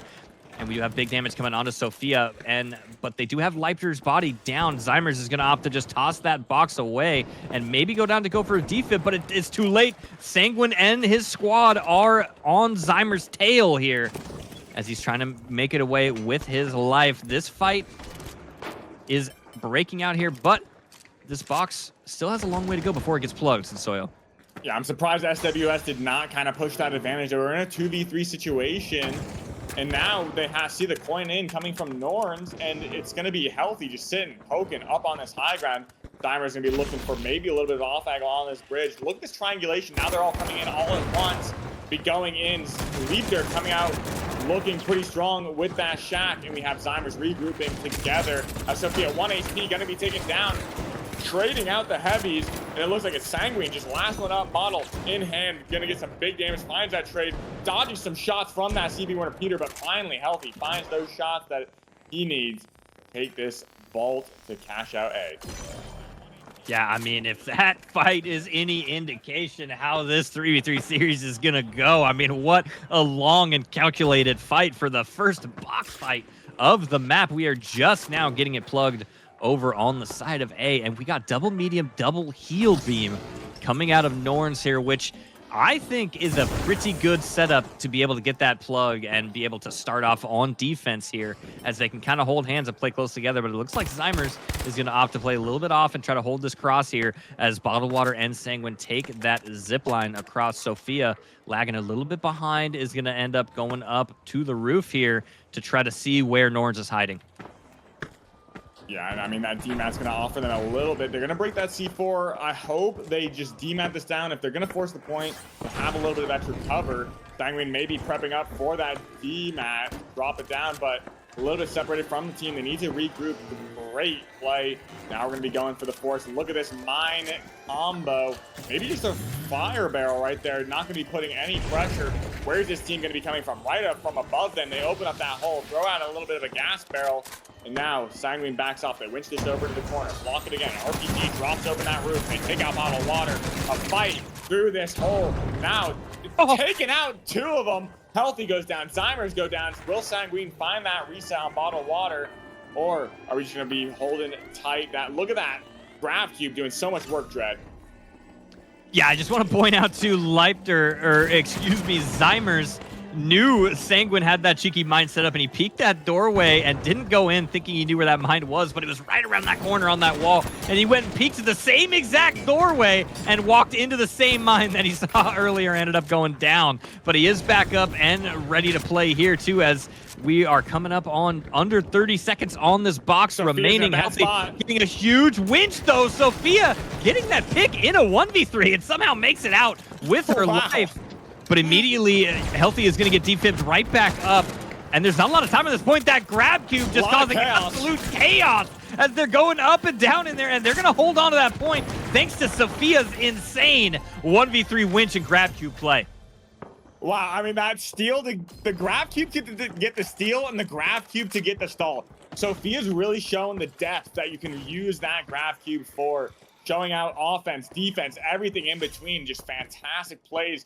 I do not know how Sophia made it out there. You had 3 Norns players triangulating, and Sophia finds the pick and escapes. Wow. Just fantastically played. And Sanguine's rotations all the way around. Bottled water, great point and great peel, but Bottled water may be in a little bit of trouble. They do spawn over towards that cash out B. Gonna back up, play that gateway, and move somewhere else as Sanguine looks to rotate prematurely. Yeah, and they do have that gateway, but it looks like they're going to get cut off here by Zymers. Healthy is going to get that kill onto Sophia with the help of Zymers there. Now Bottled Water is in kind of a tough spot, but it looks like Sanguine is just going to get that box and yoink it away, chuck it to the other side of the map. And now Bottled Water is trying to make his way over to that box as well. Zymers taking a zip line across as everybody is chasing this box now. Sanguine maybe coming around to look for the body, but Healthy is camping that body over there as well too. But here comes Bottled Water to maybe get that body, but it looks like they're opting just to go for the point as Sophia has coined back in. Look at where it ended up setting up. Holy crap. I don't know if they planned that rotation or not, but now they're in a really good spot to get that, but the plug is going to finally end up going through. Norns just tossed the box straight back to SWS, giving them a free plug. They're playing football, ultimate frisbee, you name it. Just on opposite teams. It's just so interesting. But now the fight breaks out. The grab cube. Sophia goes down, and it looks like Zymers finds that pick with the FAMAS. Healthy going to be hitting a little bit of a mine and backs up as putting it on the back foot. Bottled Water finds that reset outside, looking for that res. Great reset from her, and now Sanguine just backing up. I'm not sure what kind of position she's going to be taking. Looking for an off angle. That dome riding the cash out down. No drop in sight. Gets the damage, but gets the steal. A leaper backing back out. Mesh shield in hand, ready to just set up that C4 and play stall. Be a little bit of a push to regain Bottled Water, get back up, and push back into a 3v3. But Sophia now going to get a shot from that CB1 repeater. Short end of the stick, but Sanguine may find a pick here against Lether. Takes out Lether. Now we're in a 2v2. It's looking pretty strong. Gets a pick on Sophia. Now Sanguine going to be taken out. That could have swung pretty dangerously if you did not flick towards Sophia. Great peel, but not enough HP to make it do. Yeah, what a great retake there from Norns, and Healthy with the crazy angle with that CBO1 repeater, just putting in so much headshots from the top ropes up there. And Bottled Water had a great res in the middle of that fight, but unfortunately, as soon as she went through that gateway there, immediately got headshot by Healthy up on that high ground point here. But here we go. Bottled Water, Sanguine, and Sophia back in and ready to go. They are going to take the zip line over to the high ground. Not a lot of time left on this point. They're going to need to hop this quick. If they do end up getting the steal in, that is it for the game. Dome Shield ends up coming out here. Sophia's going to stick it. The C4 ends up coming through, dropping it onto the jump pad, and that's going to be it. We're going to go to a tiebreaker box in map 2. I mean, they're holding on to their strings right now. We have Norns making the pushback. Beautiful plays on that second cash out. This is going to come down to the wire. This could be their match cash out for SWS. This could spill the end for Norns, but they're in a great position right now. They have Vault 3 tapped. They're in control of this game. The spawn gods are going to be putting their hands in, putting the destiny right for them because, I mean, great spawn for Norns right now. They have a great advantage. Look at where SWS spawns over where that last fight just took place. Now they're going to have a trough transition over to fight Norns. Look at this high ground, Dread. Yeah, literally the only downside on the side of Norns is they do not have that light to really move that box around. So it looks like they're going to have the big man moving it for him. And while he's doing that, Healthy and Zymers just have that cross locked down like you were talking about with the FAMAS and that repeater there. But they're going to go ahead and back up and try to link back up with their heavy player now as Leifter does get that plug. And they're going to have just a tiny bit of time to set up before SWS comes in. Yeah, and this is a pretty good position for Norns. This high ground's tough to push.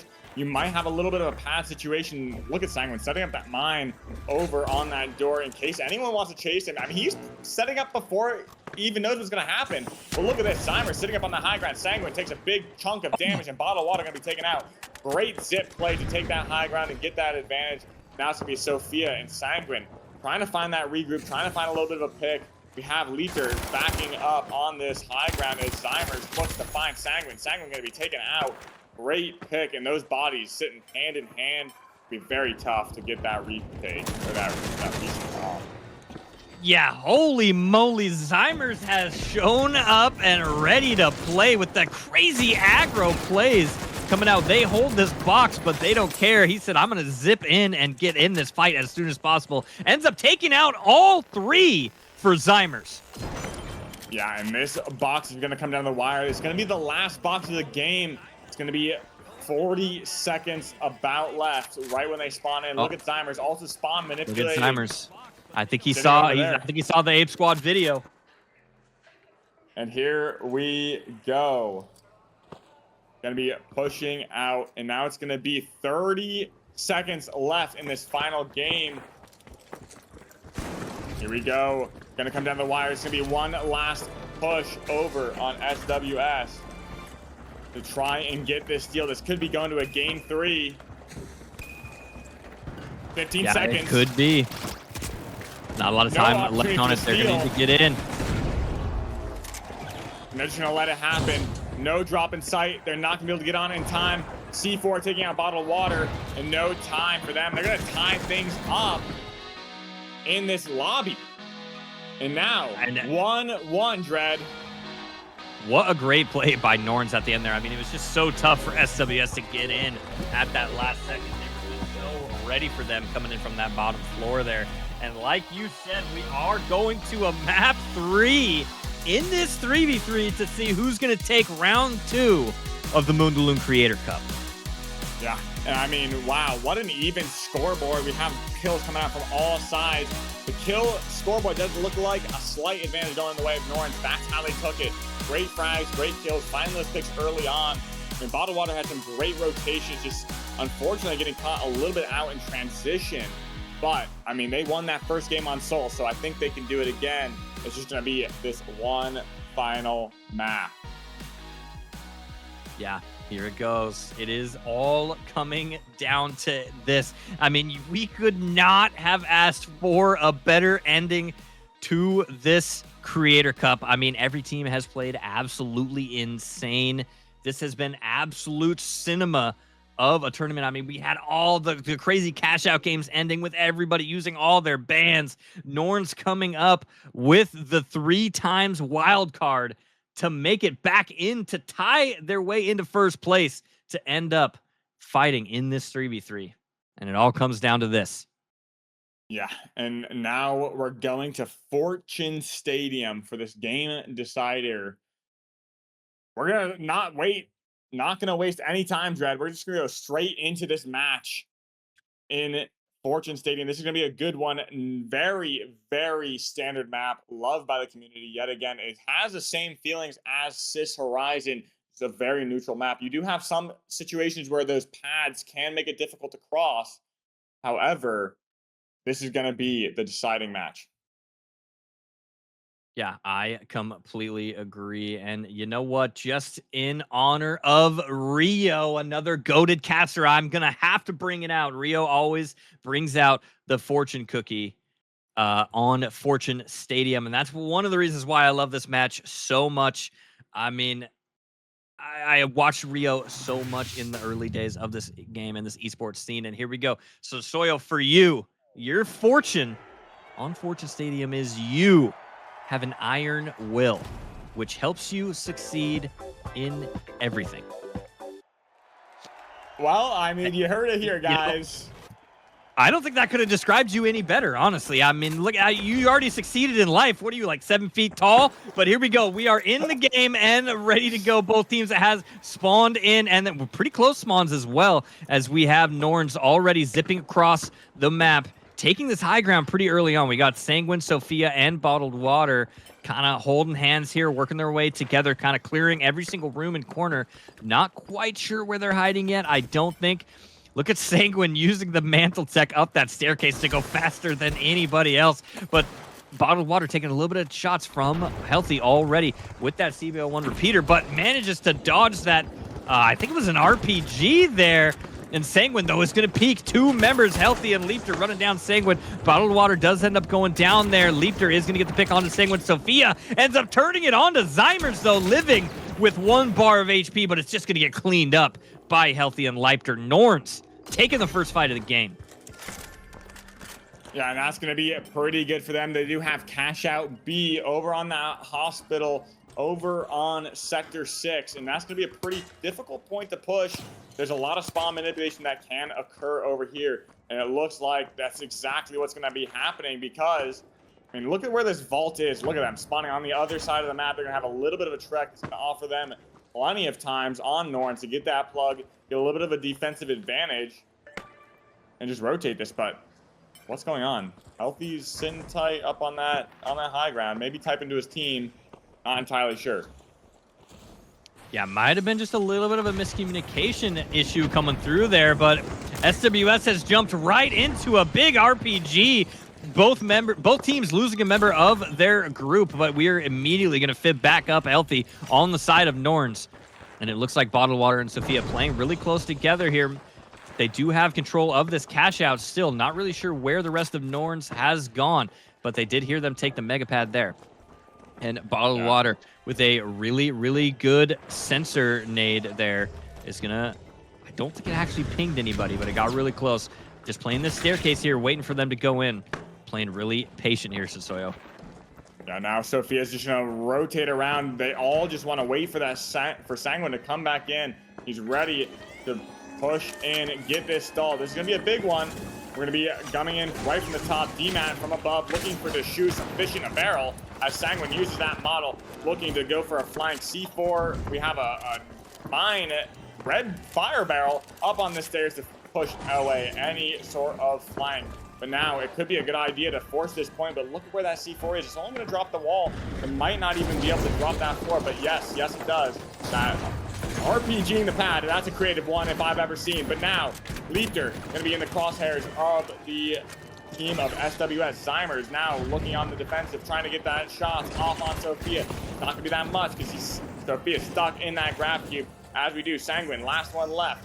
It's going to be a very difficult one, Dread. Yeah, it's Sanguine in a really tough spot here in this 1v2. He did catch Leipner alone by himself, though. Is he going to get the kill off? He does!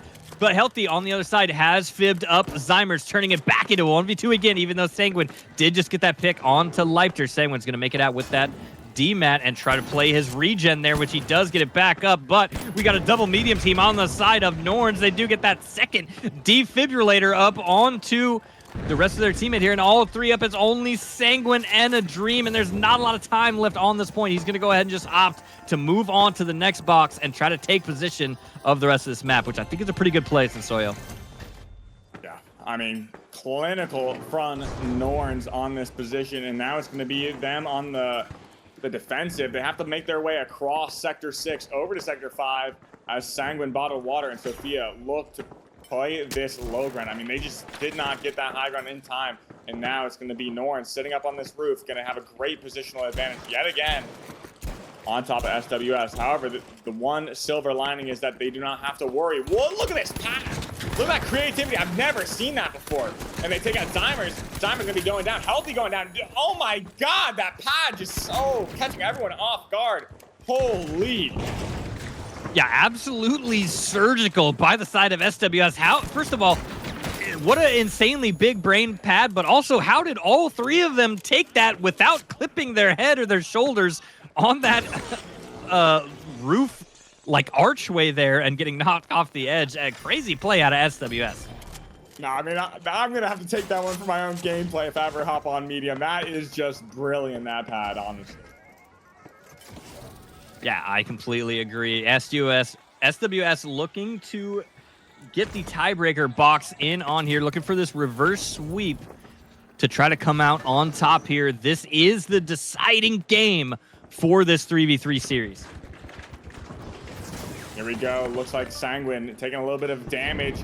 Zymer just taking a big red barrel to the face, blowing up in his own hands. A little hot potato. But looks like the plug's coming in, and Bottled Water going to be taken out by that repeater. So much damage against the light. That's going to be Sanguine setting up a mine trap with that D-map, but he's riding it. That's not going to be enough. A winch comes out. Will they find that pick? 1 HP on Zymers, but Sophia goes down. Sanguine, notably not playing with defib, can't get that reset quickly. Gonna have to back up, use that D-map to rotate away and get this slow res as Norns looks for this steal. Yeah, Zymer's so close to going down from that mine there. I think he lived with just 20 HP coming off of that mine. And man, Norns playing that double medium, getting those defibs so fast. It's almost like they just have 9 lives. They're cosplaying as cats over here on the side of Norns. And they have control at this point now here too. They do have a C4 on. That orange barrel gets tossed out. Finds a little bit of damage onto Leaper here. We have all of Norns just kind of rotating around. Huge D-mat opens up the wall. Sophia is going to winch it through that wall there. Is going to try to bait them in. They do bait out that C4. Bottled Water taking a little bit of damage. Is going to go ahead and heal up Sophia. That's big heals onto both Sophia and Sanguine here. Sophia's going to hop back on this box.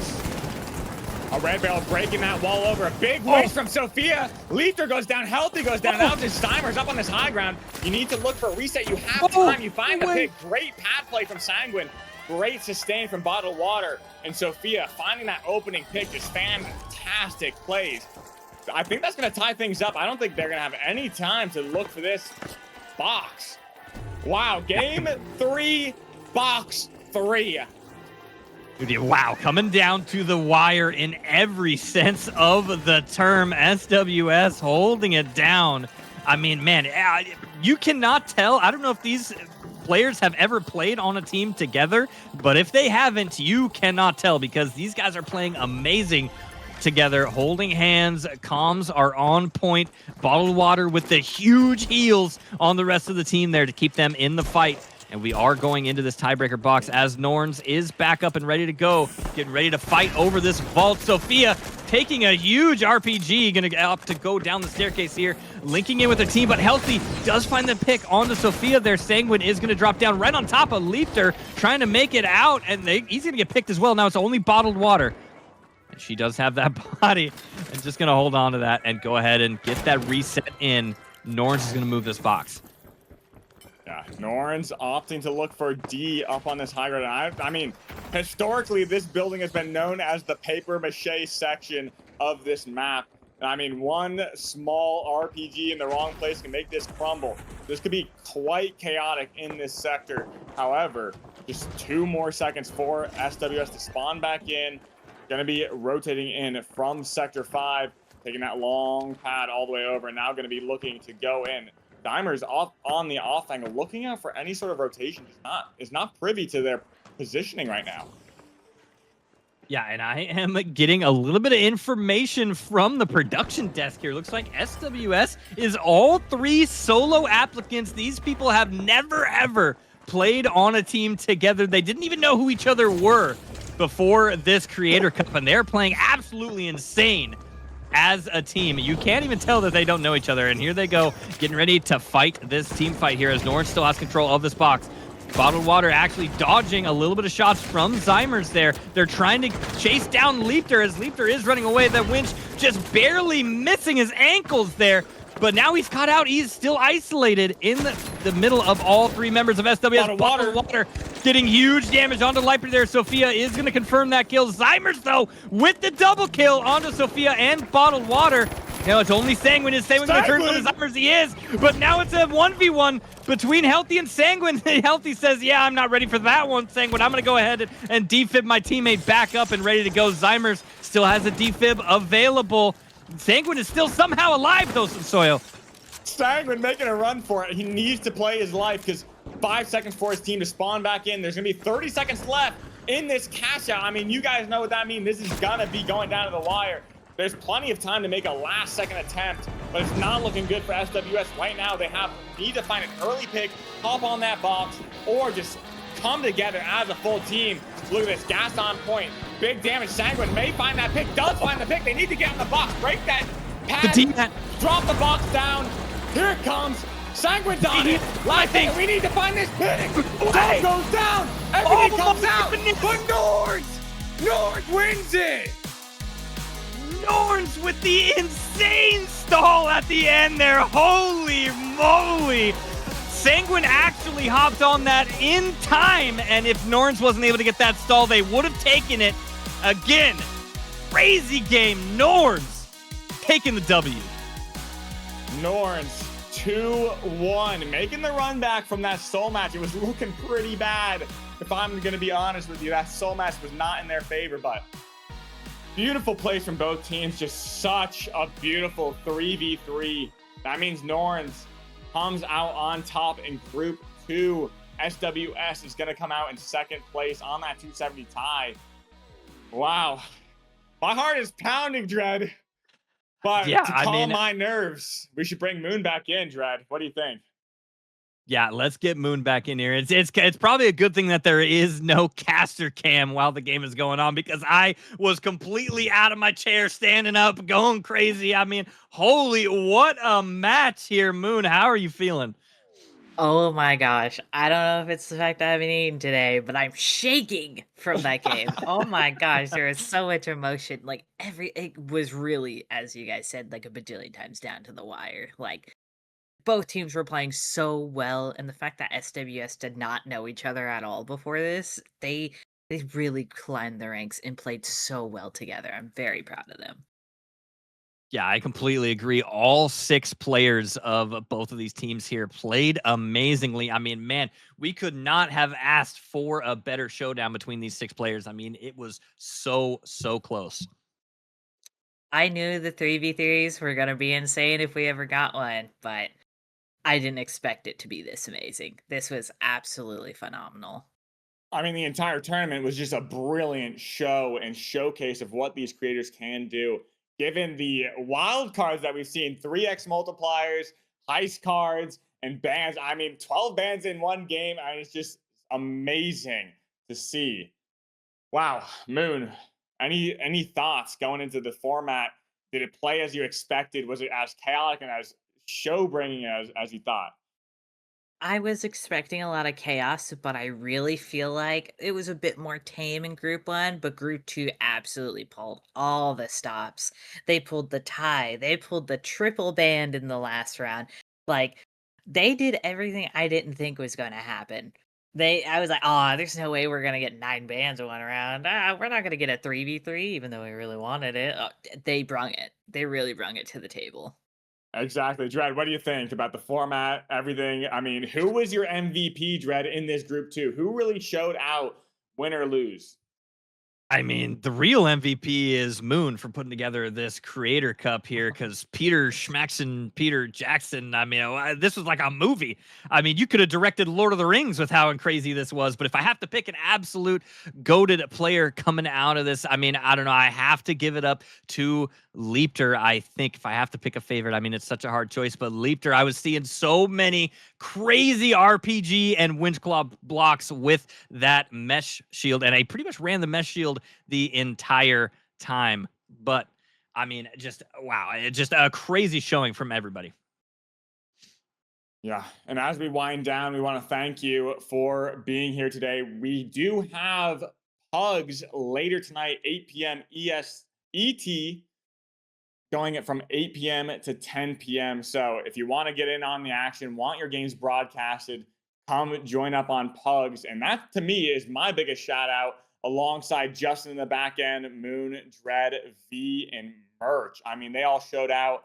So thank you, everybody. And Dread, Moon, why don't you take it away with a few shout outs of your own? Yeah, I mean, just again, I can't shout out Ape Squad and Moon enough. I mean, this tournament was absolutely insane. Also, shout out Ape Squad and Justin on the back end production. I know Moon did a lot of the production as well. Just absolutely goated out of them. But yeah, I mean, I just thank you for inviting me. This cup was absolutely insane from a caster standpoint, from a spectator standpoint. I mean, it was insanely fun. Moon? Oh yeah. Definitely. I do want to give a few reminders and shout outs for stuff we've already said, but we are starting a league here. It's Ape Squad's Classic. So make sure that you follow and keep up with everything that we're doing here on Twitter, on Twitch, and in our Discord.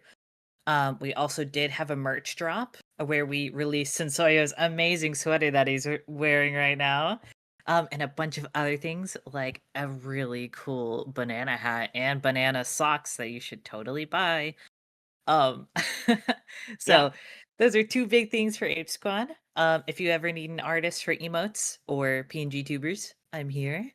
Um, and again, another shout out for Dread because whoa, he did amazing. And let's not forget, we do have merch and V from earlier this morning. So please go give only merch and what is it, like 3VTF for Yep. V? Both on, 3VTF. yeah. So go give those guys a follow, please. Yeah. And I also want to give a big shout out to Hershey GG. Hershey donated a huge amount to the charity that Moon has been supporting on his stream. So we're going to head a raid to Hershey GG and thank you all for showing out. Pugs later tonight. Show up, show out, have fun. That's what this is all about. The community, esports, everybody. Thank you so much. Thank you, Moon. Thank you, Dread. Thank you, Justin. B, Merch. Thank you. We'll see you next time. Bye.